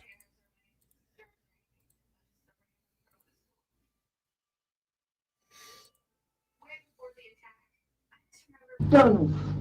Wohin denn? Ja, das weiß man, kann ich nicht sagen. In den Himmel. Ja, Also doch. ja, aber nicht so. Vater der Lüge, sage die Wahrheit. Im Namen des Vaters und des Sohnes und des Heiligen Geistes. Amen. Ja, Sind aber glücklich. glaubt doch niemand. Halt dein Maul. Sage die ganze Wahrheit, sage noch näher. Im Namen des Vaters und des Sohnes und des Heiligen Geistes. Amen. So langt's noch nicht mal, ne? Nein, im Namen des Vaters und des Sohnes und des Heiligen Geistes. Amen. Sage die ganze Wahrheit. Ich bin der Vater der Lüge und Wahrheit sage ich nicht. Im Namen Jesu und im Namen Maria befehle ich dir. Sage die ganze Wahrheit im Namen des Vaters und des Sohnes und des Heiligen Geistes. Ja, die scheiß Ding tragen muss zum Beispiel. Zum Beispiel wann? Oh, Sie müssen als Priester erkennbar sein. Ja, das nehme ich an. Wie der Annelise, der Aschenbeichte. Oder die Drecksau da draußen. Oh. Alles zu sagen, was du zu sagen hast. Im Namen Jesu und im Namen sollen zum Beichte gehen. Und zwar so. Im Namen Jesu und im Namen Maria befehle ich dir. Nein! Im Namen Jesu. Das Scheißding. Das Scheißding, das schmeiß ich überall raus. Aber zum Glück geht ja fast niemand mehr. Nein, das Scheißding. In was? In Beispiel. Persönliche Beichte. Und bekennen. Nein!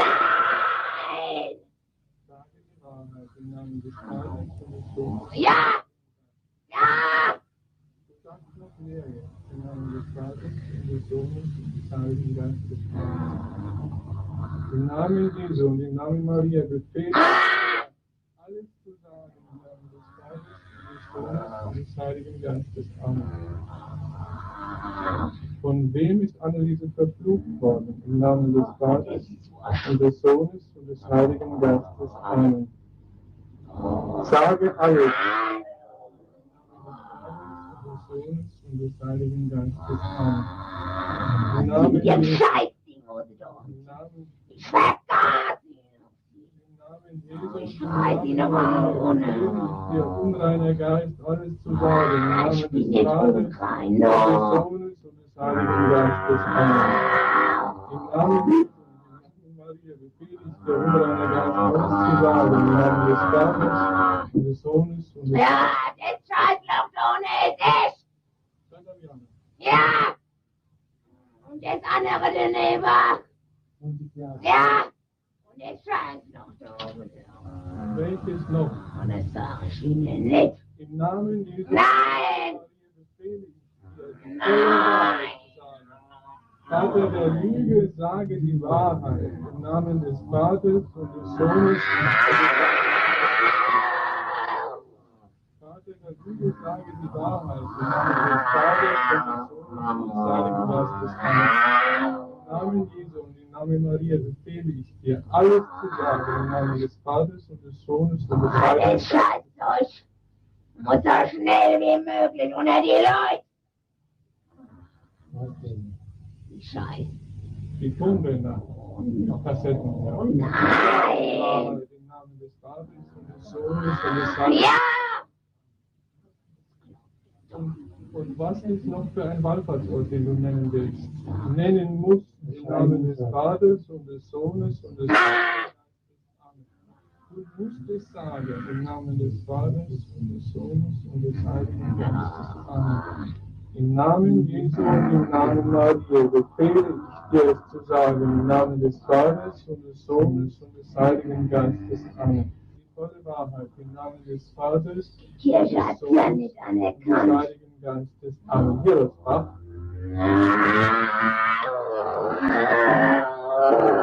Wann wird es anerkannt? Das haben wir nicht. All right, so I'm not gonna play that again and again and again because it gets to be a little much after a while. So anyway, that was all that. Hold on. It is a bit creepy, at least to me. Um, one second here.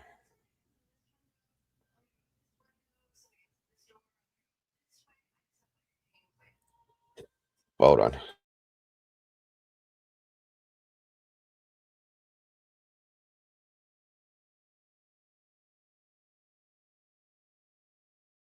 Just want to give you guys a look at what this girl really looked like before all of this stuff was happening. Like the real side of her, who she was before she died, per se.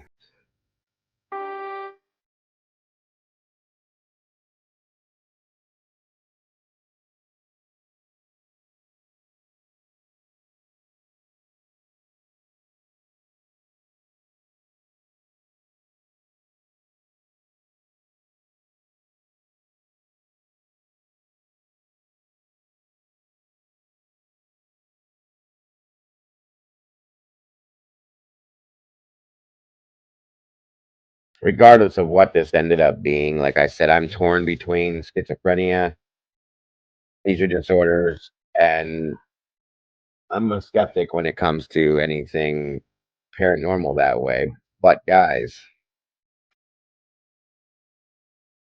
this is insane. Completely insane. The things that this girl went through are just, it's nuts.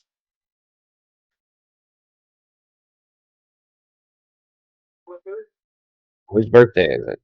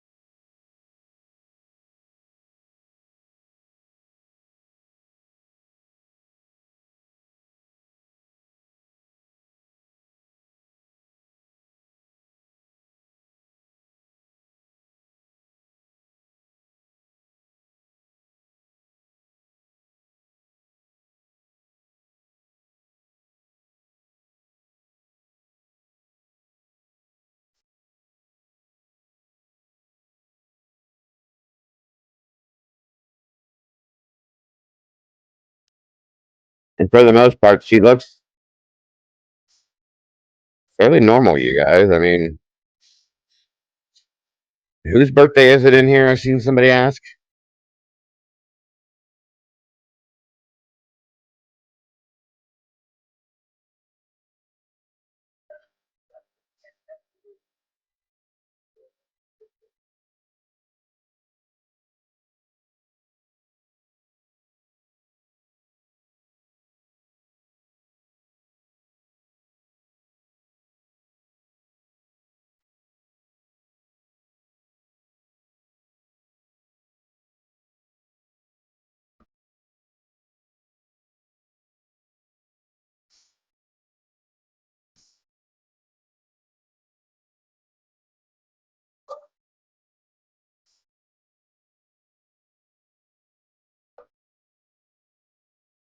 I just think this whole story is sad. Regardless of what caused it, it's horrible. So,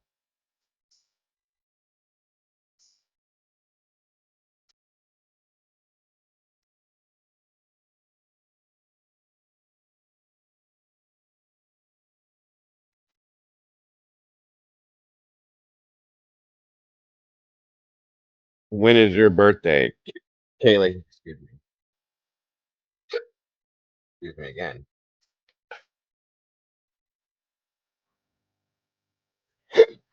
Sorry, I got the hiccups, guys. So, Jesus, excuse me again. I hate hiccups.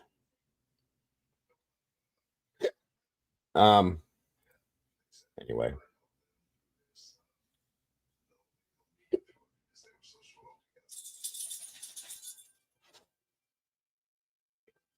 Give me a minute here. Sorry. So that's the question. Was she really possessed, or was she mentally ill?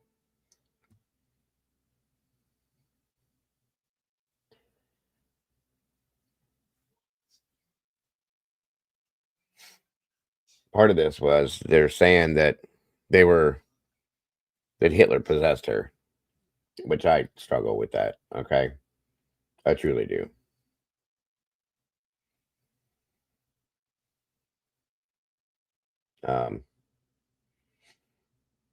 Hang on here.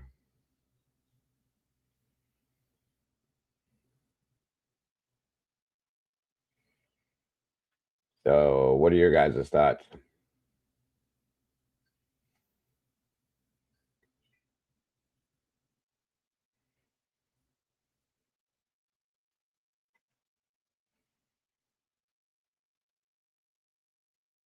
Oh, I don't know about the Hitler thing.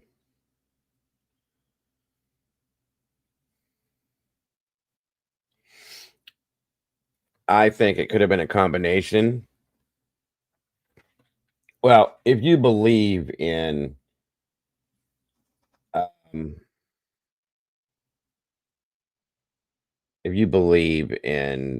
the possession and stuff like that, I think that the mental illness may, let me put it this way, if it's possible that it's real, I think that the mental illness could have made her susceptible to it, per se. Let me put it that way. Because I've seen schizophrenic people. Granted, yes, they do act quite outlandishly, but I've never seen or heard anybody that bad before, ever, guys. That's just me. That doesn't mean that it's true, but that's just wild.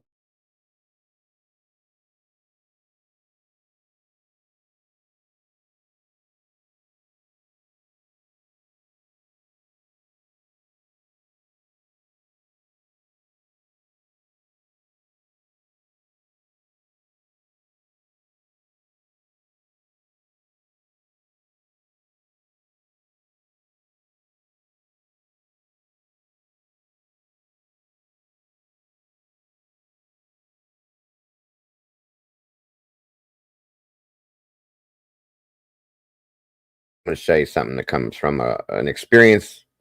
This is not the same experience, but this is an interview with a priest talking about an experience that he had, per se. The environment escalated her mental illness. Could have, yes. That's a good point, Sherry. I like that. Well, schizophrenia is a version of multiple personality disorder. So, eat a spoonful of peanut butter. Yeah, that does work too. Thanks, Cal. Let me see how this comes off for you guys. Something you don't see every night. Real-life exorcisms from Catholic priests trained by the Vatican. They say they've seen demons in action. Take a look.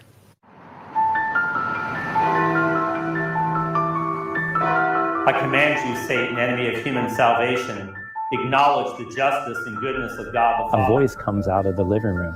Get out! Who by his righteous judgment has damned your pride and envy. His back starts to arch and he's like, depart from the servant of God, whom the Lord has made in his own image. So he picks up the book and that baby voice again. He goes, I read this book. Many will dismiss the idea of the devil taking possession of a person. But the priest in this tiny town near the border of Ohio and Indiana is now known all over the world for his work around just that. He never even wanted to become an exorcist and says what he's seen isn't far off the movies. When I saw a person levitate during an exorcism during my training in Rome, I think I was sitting there with my jaw wide open. In the face of the enemy, let the enemy have no power. Famous scenes portray pretty extreme manifestations of the devil. The Father, Jesus Christ. But this vision claims to capture the authentic exorcism of a woman who'd suffered abuse before turning to drugs and prostitution. So when an exorcism is performed, the exorcist is in charge of the scene, and nobody should interject or do anything. When I was appointed in 2005, I became one of only about 12 officially appointed exorcists in the United States. Father Vincent Lampert is one of America's few Vatican-trained exorcists, living there for 3 months to learn how it's done. So during my time in Rome, I sat in on 40 exorcisms and was able to learn firsthand again the church's ministry to those up against the demonic. His stories of witnessing the devil at work as a qualified exorcist are nothing short of haunting. As soon as I started praying, she lunged at me like a wild dog. She's like, "Whoa!" Oh my God. I think I jumped back 5 feet, and this voice that came out of her mouth said, "Well, who's he? He has no power over us." That's what happened when he was trying to help a woman who'd become possessed at the hands of childhood trauma, raped by her father. And I went over and laid my hands on her head and started praying. And then the demon started laughing uncontrollably at me and says, "You can't get rid of us. We've been here too long and you're not strong enough." So you remember the sound? That's what the voice sounded like? Oh yeah, usually the good night, Jerry. Thank you for joining us tonight. "You can't get rid of us. We've been here too long." Again, it's that sense of wanting to instill fear. Lampert uses various rituals, including insufflation, a breathing prayer, which with one woman roused the devil in a frightening way. The chair flew back and hit the side of the altar. The person flew up out of the chair, and you heard a shriek, scream. I mean, hearing that happen and visualizing that happen. I'll pause it for a minute, Phil, so you can catch up.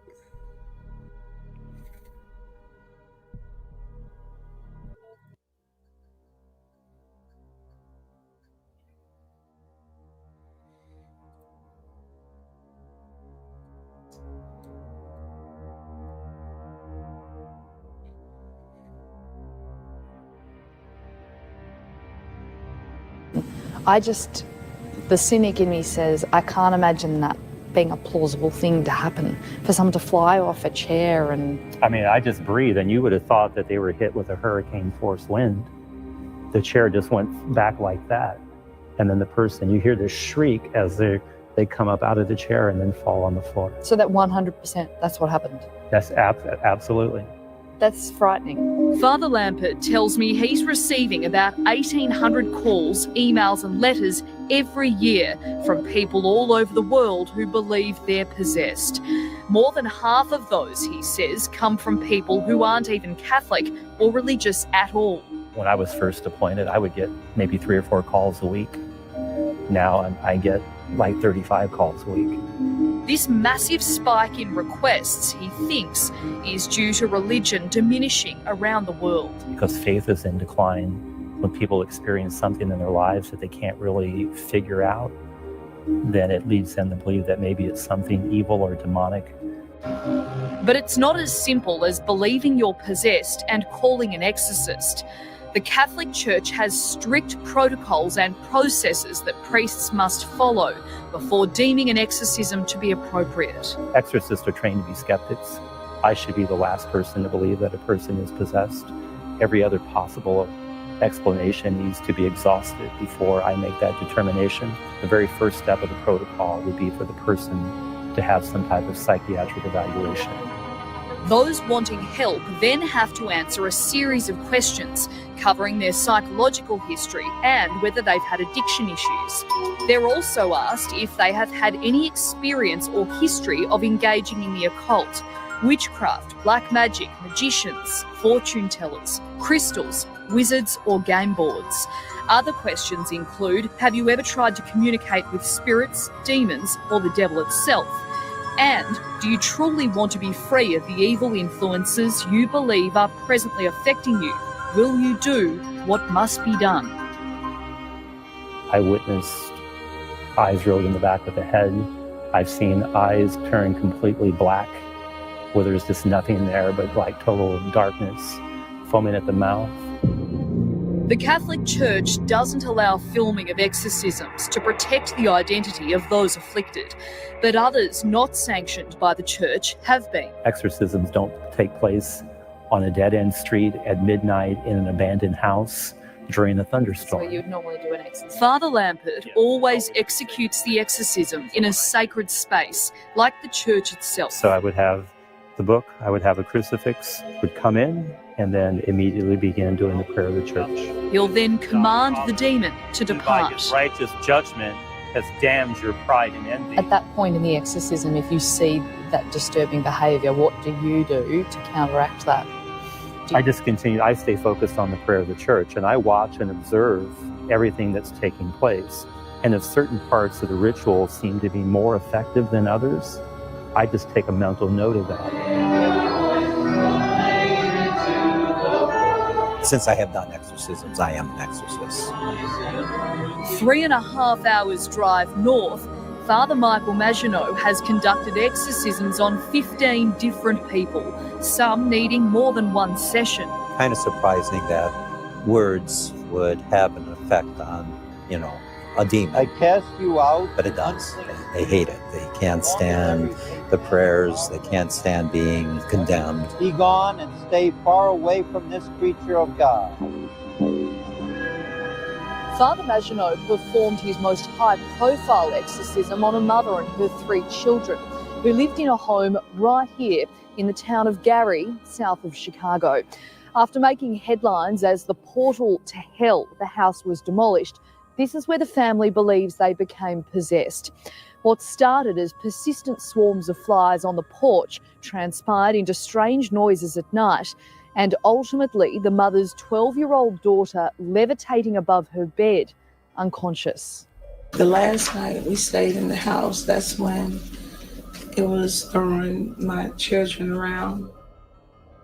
Within months of moving into this rental home with her kids, Latoya Amons knew something wasn't right. It picked up a lamp from out of my bedroom and threw it into the living room.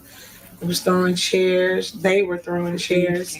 Father Maginot was called to the house to speak with the mum, finding what he believed to be several signs of demonic possession, including unexplainable footprints around the house. I went to the bathroom, I went to the kitchen, if there was a leak or something, they weren't there. They were just around her, but they were wet. And I don't remember seeing them before. During that conversation, were there any sort of key red flags that made you concerned that this was something? Took my crucifix, put it on her. She began convulsing. And then I took it off and she stopped convulsing. And I said, "You are possessed."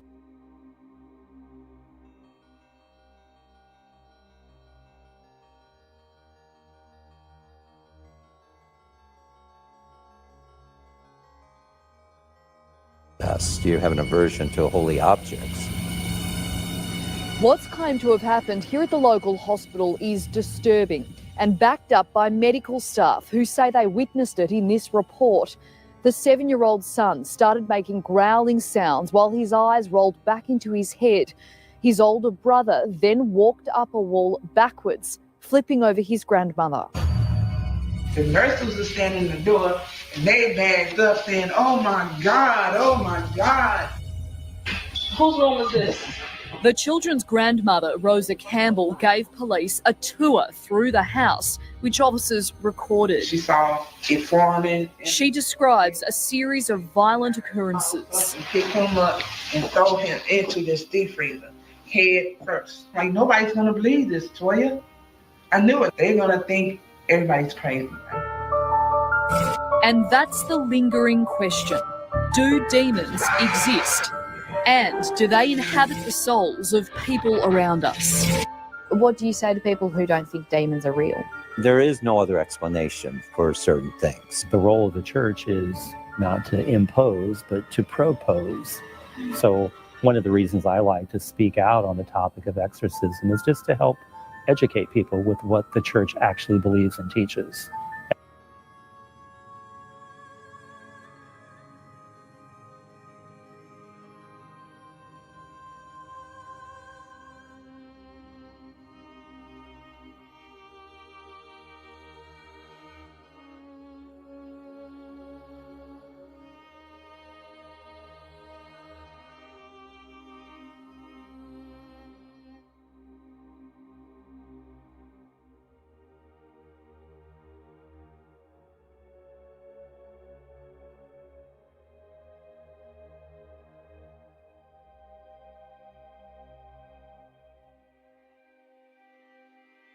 Sorry, guys. So that question there is interesting. I mean, it made me wonder. Some of the people that we encounter here in the true crime realm, guys, people like Susan Smith, Leilani Simon, these people that kill their children and things like that. And we're always questioning, how can that person be that way? How is that person like that? What happened? Why are they like that? It makes me wonder if that's what pure evil is, this stuff that they're talking about. And that would make things make some sense to me, truly. So, just saying. And then what people do with that is ultimately up to them. In 2014, the Catholic Church formally recognised the ancient ritual of exorcism under canon law and approved the creation of the International Association of Exorcists. Pretty wild, folks, pretty wild.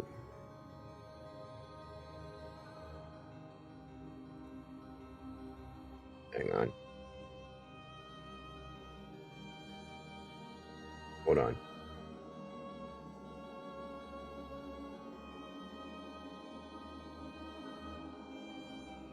There's a little bit more to that guy I wanted to show you.